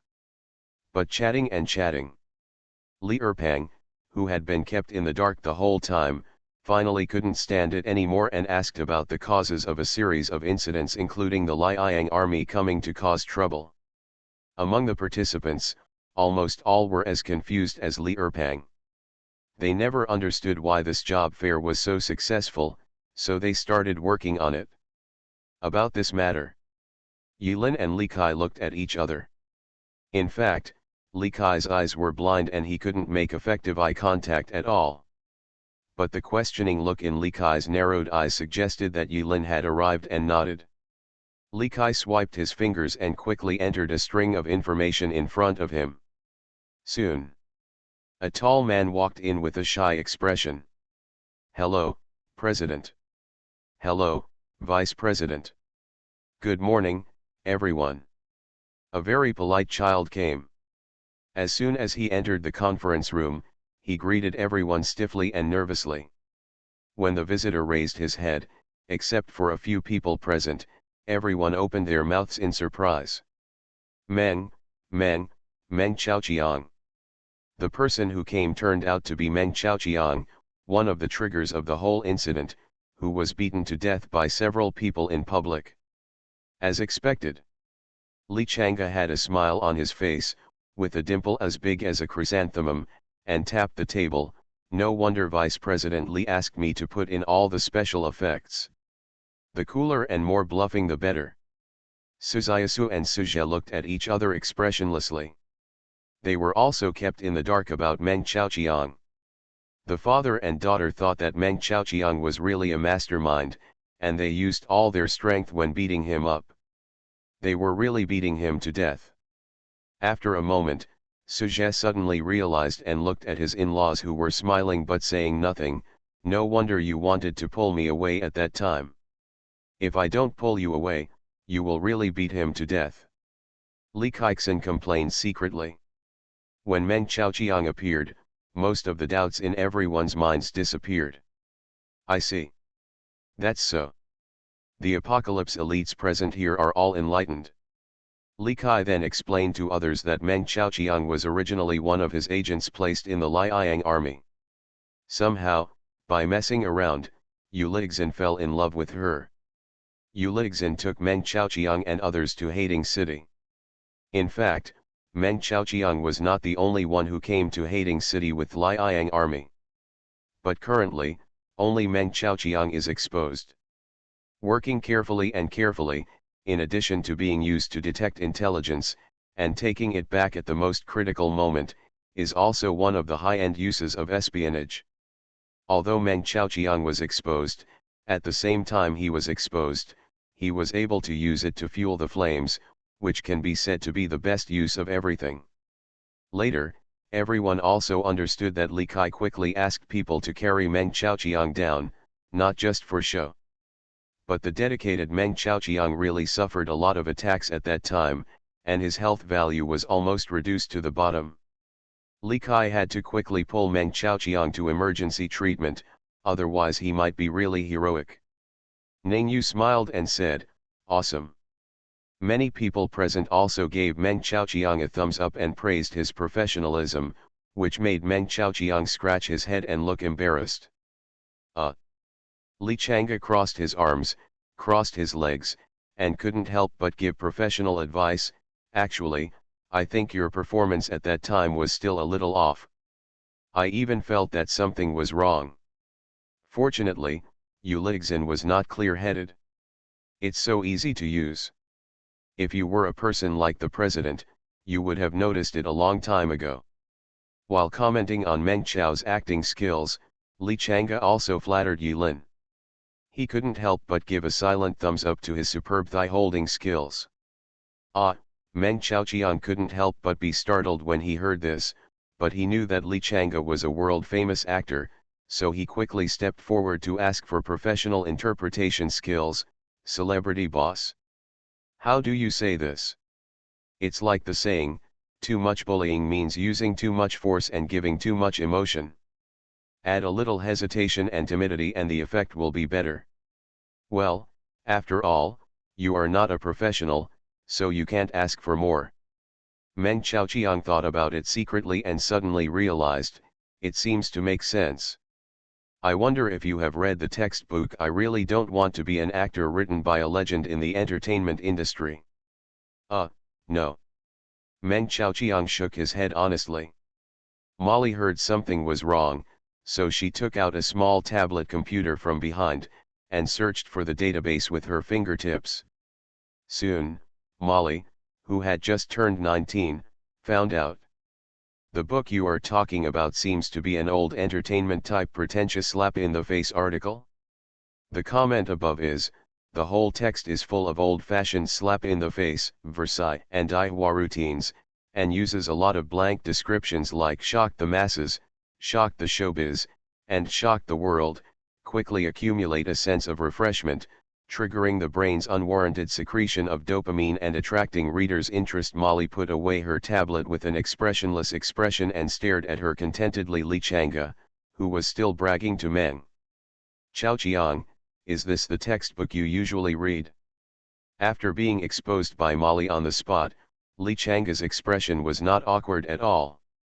Instead, he was as calm as snow, looked at Yulin mellowly, and changed the subject. "But having said that, when it comes to dialogue skills, we have to mention the hero who was the first to shout 'Destroy Apocalypse.'" Li Chang'e praised it matter-of-factly, "That line is really full of incomparable anger. It sounds like a miserable and helpless man. Under the extreme anger, he suppressed it until it finally turned into a violent rage, explosive, full of emotion, and tear-jerking. It instantly ignited the emotions of everyone around him. It is truly a master-level line skills." "Oh." Yulin added slowly, "I roared with that voice." The conference room became silent for a moment. Everyone was silent for 10 seconds. Li Chang'e stared, pointed at the center of his head, and said in a trembling voice, "Then." Yulin guessed what Li Chang'e wanted to ask before he could ask the question. He didn't hide anything at the moment and admitted with a smile, "I fired that shot too." When Li Chang'e heard this, he hammered the table hard, "Boss, you can easily lose me if you do this." "Isn't this a failure?" Yulin waved her hand, "Don't worry, I will prepare you mentally in advance next time." "And next time?" Li Chang'e rolled his eyes and slumped down on the table. In the conference room, everyone couldn't help laughing. Under Li Chang'e's gag, the conference room burst into laughter and laughter. This battle was a beautiful one. Everyone couldn't help laughing when they thought of Ulixin's aggrieved expression when he left. Yulin looked at the people in front of him and smiled slightly. Inexplicably, I feel that a group of like-minded people are gathered together to face the joys and sorrows of life and death together. This feeling is not bad either. He still remembered the moment in the capital when Yilin fled the capital in embarrassment and hid in the vast snow-capped mountains after killing Emperor Zuchong. Unknowingly, he had established such a significant guild and gathered a group of partners who could trust each other. Yes. Partner. For a long time, Yilin had not used this word to address the people around her. Because partner is a luxurious existence for an apostle. Yilin closed her eyes for a moment, and the warmth that silently floated in her heart quickly faded away. This smile lasted less than 3 seconds. The meeting was resumed. Although Meng Chaoqiang was the hero of this battle, but he is not yet qualified to participate in the guild's elite meetings. Meng Chaoqiang understood in his mind and took the initiative to leave the conference room. Li Chang'e sat up straight, crossed his hands on his chin, and became serious again. President. Li Kai did not avoid the others and asked in front of them, although the final effect is very good and the harvest is huge, is it really okay to expose our station's trump card like this? At the beginning, Yilin and Li Kai discussed this matter carefully. Holding a job fair in such a blatant and public manner, whether it is for envy, jealousy, or malice, during the job fair, all the forces that can gain a foothold in the new era will appear. The Liang army's attack on the station was not an accident. But it is inevitable under the step-by-step and strategic layout. From the moment Yilin hid in the dark and shot Li Chang'e in the head, it didn't matter whether Yu Li's heart was awakened or not. Because everyone would think that it was the Liang army who acted first without respecting martial ethics. Apocalypse Guild is not considered a bully. It was Liang army who kicked the iron plate. Compared with the Apocalypse Guild taking the initiative to kill them, this level is not even a little bit higher. Yilin and Li Kai even made bad plans. That is, the rest of the guilds, who had old grudges, hatred, or hidden ambitions, launched a fierce attack on the station at the same time. It only managed to arouse the anger of the Liang army, which was considered the most ideal ending. At this job fair, even if Yilin does not appear in the end, under the fierce attack of the Liang army, when the defense value of the camouflage sky curtain drops to 50%, the automatic defense will be triggered, and the resident defense crystal array 12 days of annihilation will be triggered. The ring will launch indiscriminate laser fire at all enemies. Showing off Tiankai's muscles is the real purpose of the job fair. Only by completely showing off the muscles of the Apocalypse Guild can Xiao Xiao be suppressed. In this battle, the reputation of the Apocalypse Guild will be resounding throughout the Apostle world. The unlucky guy from the Liang army couldn't hold back after all, and became the stepping stone for Tiankai Guild to become famous. In the end, a huge sum of money was lost. Open up. Yilin's deep voice sounded in the conference room. Everyone was stunned. It took a long time to realize that Yilin was calling the vice president. Li Erpang shrank his head subconsciously. He felt as if he was a generation shorter. Just listen to Yilin continue to say. In your opinion, what is the trump card? Li Kai was thoughtful when he heard the words. If satellites can still locate, there is a child who holds a button that can launch a nuclear bomb at any time. Is this a trump card? Li Kai thought carefully for a moment, understood what Yilin meant, smiled, and said nothing. Whether it is a nuclear bomb or a station's defense force, it can only be regarded as a deterrent, not a trump card. It is no big deal if it is shown. Yilin stretched out an index finger towards everyone, and raised the corner of his mouth with a mysterious arc. I must state in advance that I do not mean to be pretentious in the following words. The one who can truly be called the trump card in this guild. Just me. Everyone was stunned for a moment. They all covered their chests and suppressed their consciences. Hateful. He got it again. After the job fair, the great engineer tower station became lively. Yilin took the time to teleport most of the people stationed in the snow mountain back to the base camp. Period. Ren did three important things by the way. First, he worked hard and led a group of people to directly locate the abandoned nuclear-powered aircraft carrier that Li Kai mentioned, and secretly evacuated the entire nuclear reactor and supporting equipment. Fortunately, among the new members, there are many former high-end technology talents. There are also a bunch of professionals such as auto repair, machine repair, excavator athletes, etc. When they heard that they had the opportunity to follow the president to dismantle the nuclear reactor, their eyes were bright and they showed no fear at all. Think about it, it's very exciting. How many people will have the opportunity to dismantle a nuclear reactor in this lifetime? The entire set of equipment was basically operational. After dismantling it back to the Snow Mountain station, a group of professionals quickly set up the equipment. After acquiring the most critical nuclear reactor, all that remains is to build a complete nuclear steam supply system to provide an endless supply of electricity. Yulin didn't quite understand the whole principle, and he didn't have the heart to learn it slowly. In short, according to Molly, it was almost like burning a boiler to generate electricity. Moreover, part of the original wind power generation system of the Snow Mountain station can be copied, which saves a lot of trouble. Molly swore and patted her chest, promising that within a month at most, the Unit 0 assembly line would be officially operational, and in another month, the first Unit 0 trial model would be truly available. Yulin is also looking forward to this. The second thing is the whereabouts of Star Steel, which I have never had time to discuss before. Star Steel involves the bloodline issue in Yulin's body. After having some time off, Yulin went to several research institutes provided by Molly. He had no choice but to find that the few research institutes in the country had long been empty, and all the information inside them had been cleared away. As if they had made an appointment, Yulin returned without success.